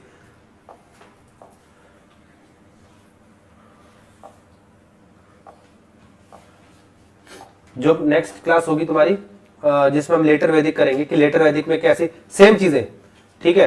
अब कि मैं तुम्हें दूंगा टेबल, ठीक है। टेबल में मतलब ये रहेगा कि एक तरफ तो अर्ली का लिखा रहेगा ताकि तुम्हारा रिवीजन भी हो जाए, और दूसरी तरफ की लेटर की सोसाइटी में यहाँ कैसा था तो यहाँ कैसा है, यहाँ ऐसा था तो यहाँ कैसा है, वुमेन की पोजीशन यहाँ कैसी थी तो अब यहाँ कैसे हो गई, इकोनॉमी यहाँ पर कैसी थी तो यहाँ कैसे हो गई, ताकि इसका तुम्हारा रिवीजन हो जाए और इसको तुम एज अ कंपैरिजन करके पढ़ सको, ठीक है। ये था अर्ली और ये था लेटर वैदिक में, ठीक है। लेटर वैदिक चलेगा तुम्हारा 1000 से लेके 600 BC तक, और इसके एमसीक्यू भी तभी करेंगे फिर, ठीक है। शायद परसों होगी तुम्हारी क्लास। एक सेकंड क्वेश्चन देखता हूं मैं।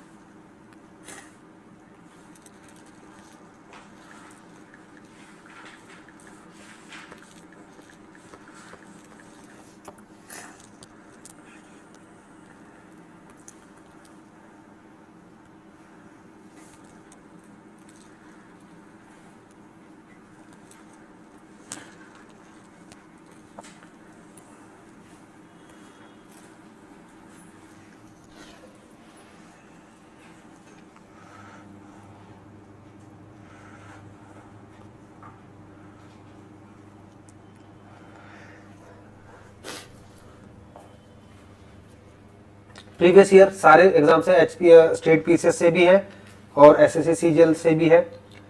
दो इंपॉर्टेंट असेंबली कौन कौन सी थी? सभा एंड समिति,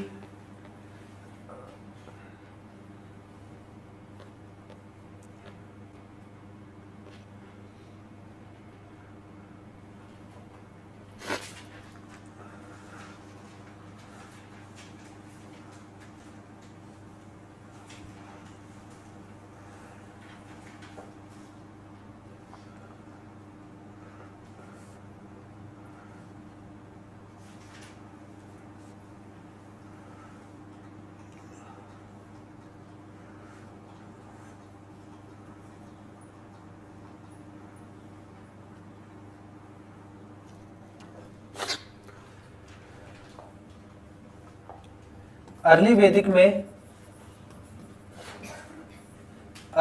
में ठीक है, ब्राह्मण, क्षत्रिय, वैश्य और शूद्र पहली बात इतना प्रेवलेंट नहीं थे, मतलब इतने शार्प नहीं थे, ठीक है। बट फिर भी कुछ लोग हल्का फुल्का, ठीक है, हल्का हल्का ये मानते थे कि भाई ये ब्राह्मण होगा, ये क्षत्रिय हो सकता है, ये वैश्य या शूद्र, ठीक है। बट इतना शार्प नहीं था कि प्रॉपरली कि ये सिर्फ ब्राह्मण है तो सिर्फ ब्राह्मण ही है, क्षत्रिय वाला काम नहीं करेगा। तो किस आदमी को ब्राह्मण बोलेंगे, क्षत्रिय बोलेंगे, वैश्य बोलेंगे, शूद्र बोलेंगे, ठीक है, ये चीज किसके ऊपर डिपेंड करती थी?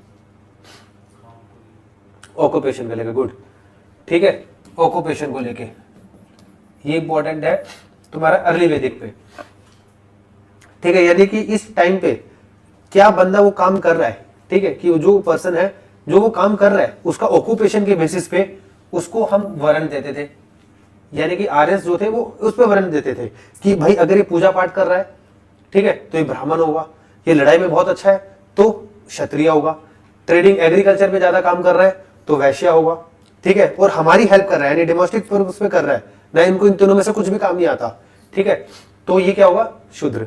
और यही चीजें लेटर वैदिक में हो गई बर्थ को लेके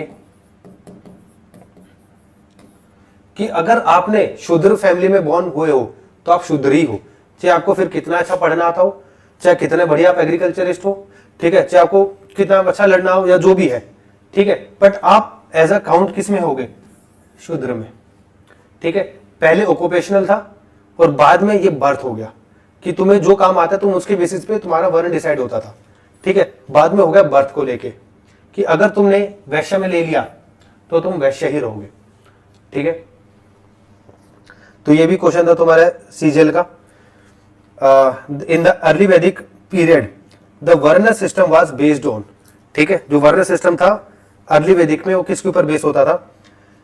जैसे ऑप्शन थे एजुकेशन, एजुकेशन तो होती नहीं थी, ठीक है। बर्थ, बर्थ को लेके बाद में होता था, ठीक है। कि लेटर वैदिक में कि जहां पे आपने बर्थ लिया है आप उसी वर्ण में काउंट किए जाओगे। जैसे आजकल भी यही होता है, आज भी यही है, ठीक है। कि है कि नहीं भाई? भले वो तो चलो ठीक है, तुम ऑक्यूपेशनल हो चुके हो कि ब्राह्मण जो है अब वो बिजनेस भी कर रहा है, ठीक है, बट वो है ब्राह्मण ही, ठीक है। ऑक्यूपेशन, ठीक है, और टैलेंट, टैलेंट का तो कोई मतलब ही नहीं है, ऑक्यूपेशनल, ठीक है।